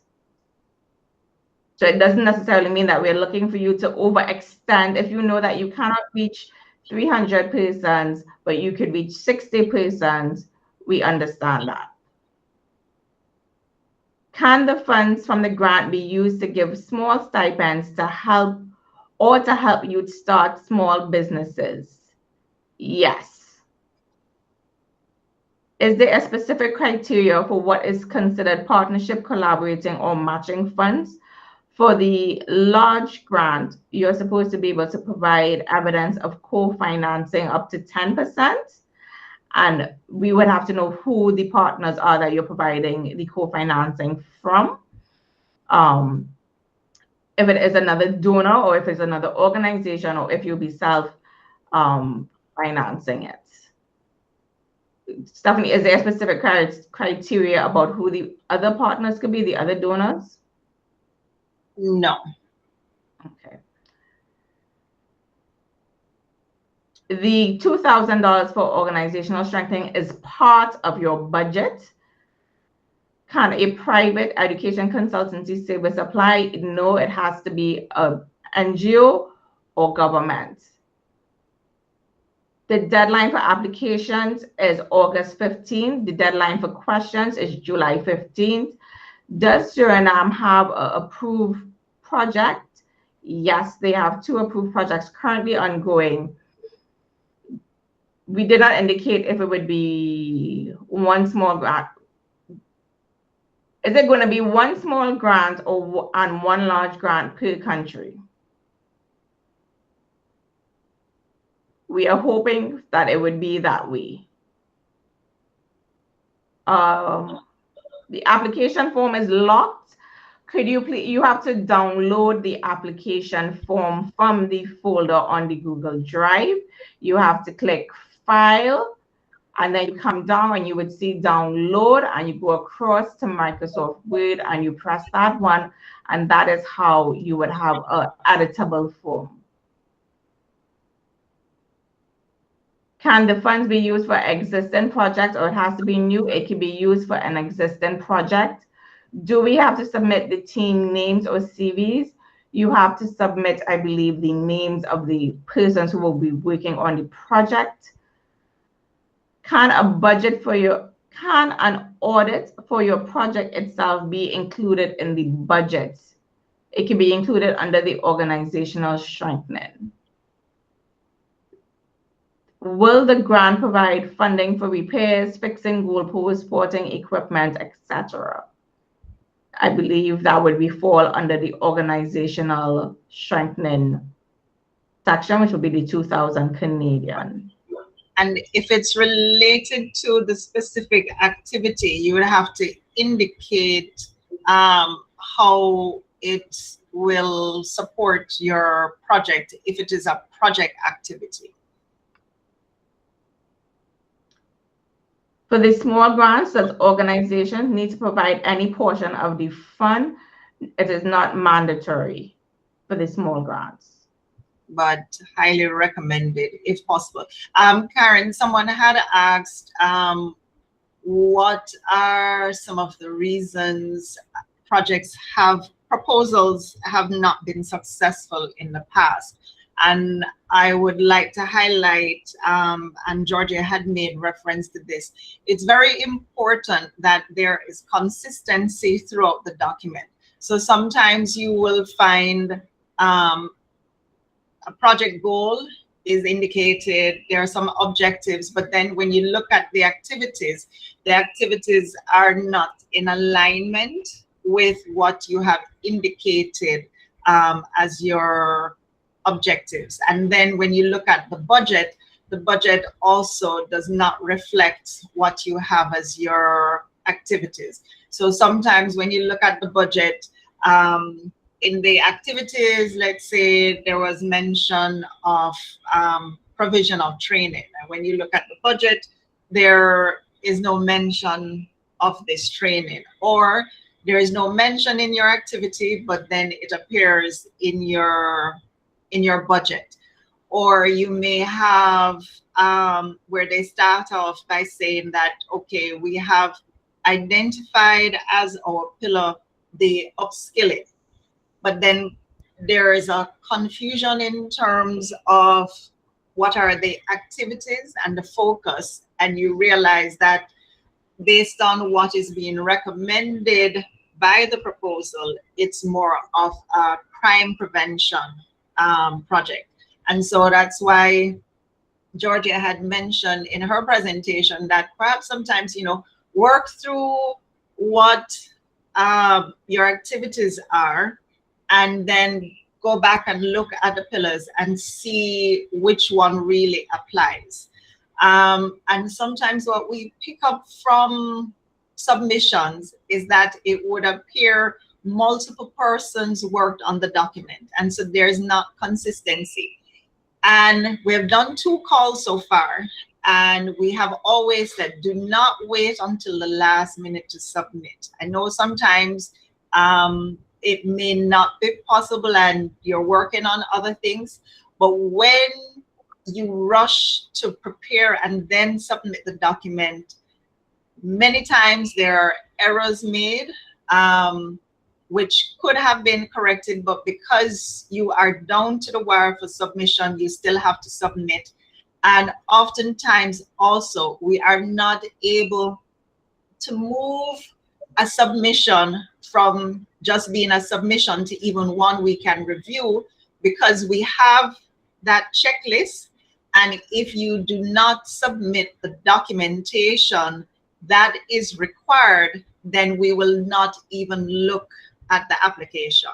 So first and foremost, always, before you submit, ensure that the checklist that you go through, and based on what is required to be submitted, that everything is attached, so that you can at least be considered for review.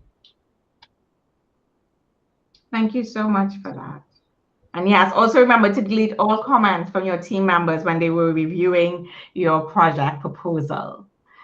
So let's just have a recap of the call, which is Leave for You, Youth Opportunities Unlocked. We are looking for initiatives for disadvantaged or at-risk youth from age 13 to 29 to realize their potential. Your project does not have to capture from 13 to 29, but all participants should fall within that age range somewhere. We have 2 pillars: crime prevention and upskilling the future workforce. The duration of the grant and all activities being funded have to be completed within 12 months from the award date and no later than January 30th, 2027. We have 8 countries: Belize, Dominica, Grenada, Guyana, Jamaica, St. Lucia, St. Vincent, and Suriname. You have 2 types of grant. You have the small grant from $50,000 to $99,999, large grant from $100,000 to $250,000 Canadian. Your budgets must be submitted in the Canadian dollar, and your $2,000 organizational strengthening component is part of that grant. You have to be a legally registered nonprofit organization, public education institution, national, subnational government, or quasi-government entity committed to local development. The project has to operate in the country of one of the 8 countries. So therefore, if you're partnering with somebody who's in Barbados, the project cannot be implemented in Barbados, but only one of the 8 countries. You have to have evidence that you have the necessary human resource for implementation. For your financial requirements, you need to have an active commercial bank account with at least 2 signatories, submit an income and expenditure statement or bank statements for the last 3 months. For the large grants, you have to have the audited financial statements within the last 2 years, or provide proof that the current audited financials are being undertaken. If you are currently implementing a LEAF or a Canada Fund for Local Initiatives grant, you are not eligible for this grant. Your project must be aligned with one of the priority areas and relate to specific activities under that chosen pillar, and it must represent a development activity. All applications must be submitted in English. If you have additional questions, you can submit them to Canada Leaf at wusc.ca before July 15th. Yeah, Stephanie? I just want to reiterate, because I see it as a burning question, and also to highlight, Hazel had her hand up for some time, and I think Dennis Beckford also had his hand up for some time. You highlighted that it should fit under one pillar, and we will reiterate that it should fit under one pillar. While it will intersect, so for instance, the upskilling for young men and young women may have an impact on crime, your focus of your activity and your project is on upskilling, because the objectives and the activities that you identify based on the pillar selected will be specific to one pillar, right? And so if it is that it's youth crime prevention, that you are looking at, then your objectives, activities, etc., will support that pillar. So please, as you know, choose one pillar, because that is your focus, that is your aim. Thank you, Stephanie, for that intervention. Apologies for missing the hands. Hazel? Hi there. Thank you so much. My question is quick. If within the scope of the 12-month period, there are many activities, but those activities will lead to the production of a final product, say a teaching manual or something like that, which will then be shared with the rest of the Caribbean islands and perhaps further afield into the Caribbean diaspora worldwide. If that final product takes longer than the 12 months to complete, because its production will depend upon the feed of the 12 months of very specific and numerous activities, may an extension be granted for the completion or the production of that one, call it manual, for example? No. So, and the part of the reason for that is LEAF ends in 2027. And so we will be wrapping up our activities by the end of 2026. For the activities, so there are two ways to answer that. So for the activities that LEAF specifically would be funding, we would want to see that the activities will be concluded by the end of the 12 months. Right? Thank you so much. Yes. So, but there is, because as we mentioned before, in terms of the sustainability. So if some of what is being done from the project funded by LEAF, the organization now is going to use that information and with their own resources or with the resources of additional partners, be able to create this manual. That also is a good thing, and that is possible. So you would indicate that, you know, this would be happening after the project has ended, but it's work that you will be doing to continue and to sustain your activity and your outreach in the area. Okay, thank you so much. Donovan?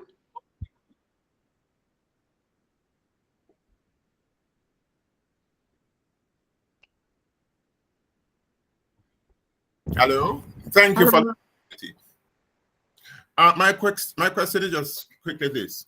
In under the section which speaks to emerging sectors, I'm looking at the area that speaks to cemetery management and grave digging.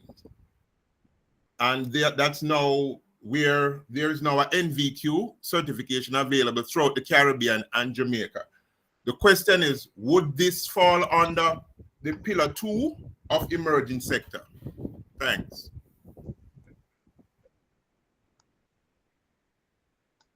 Stephanie? We are not limited in terms of what you propose or what you indicate. So yes, that would be most important to us is one, what is the pillar that you're working towards, and do your activities align with that, and does it seem to be something that will be sustainable and impactful? Yes, on all fronts. And thank you. Thank you so much. Okay, so I think we have reached the end. We thank a special thanks to Stephanie for her oversight. A thank you to Georgia for her wonderful presentation, Candice and Alicia for bringing those insights into how to do the gender-based analysis and the environmental part of the proposal. We thank you, the audience, for being here and staying on the call, even though we have gone over. And we thank you so much for your interest in the Leaf for You call for proposal. And once the recording is ready, we will be sending the recording via the YouTube link and the presentation to those who registered for the call, the information session today. Thank you so much. Have a good day, everyone.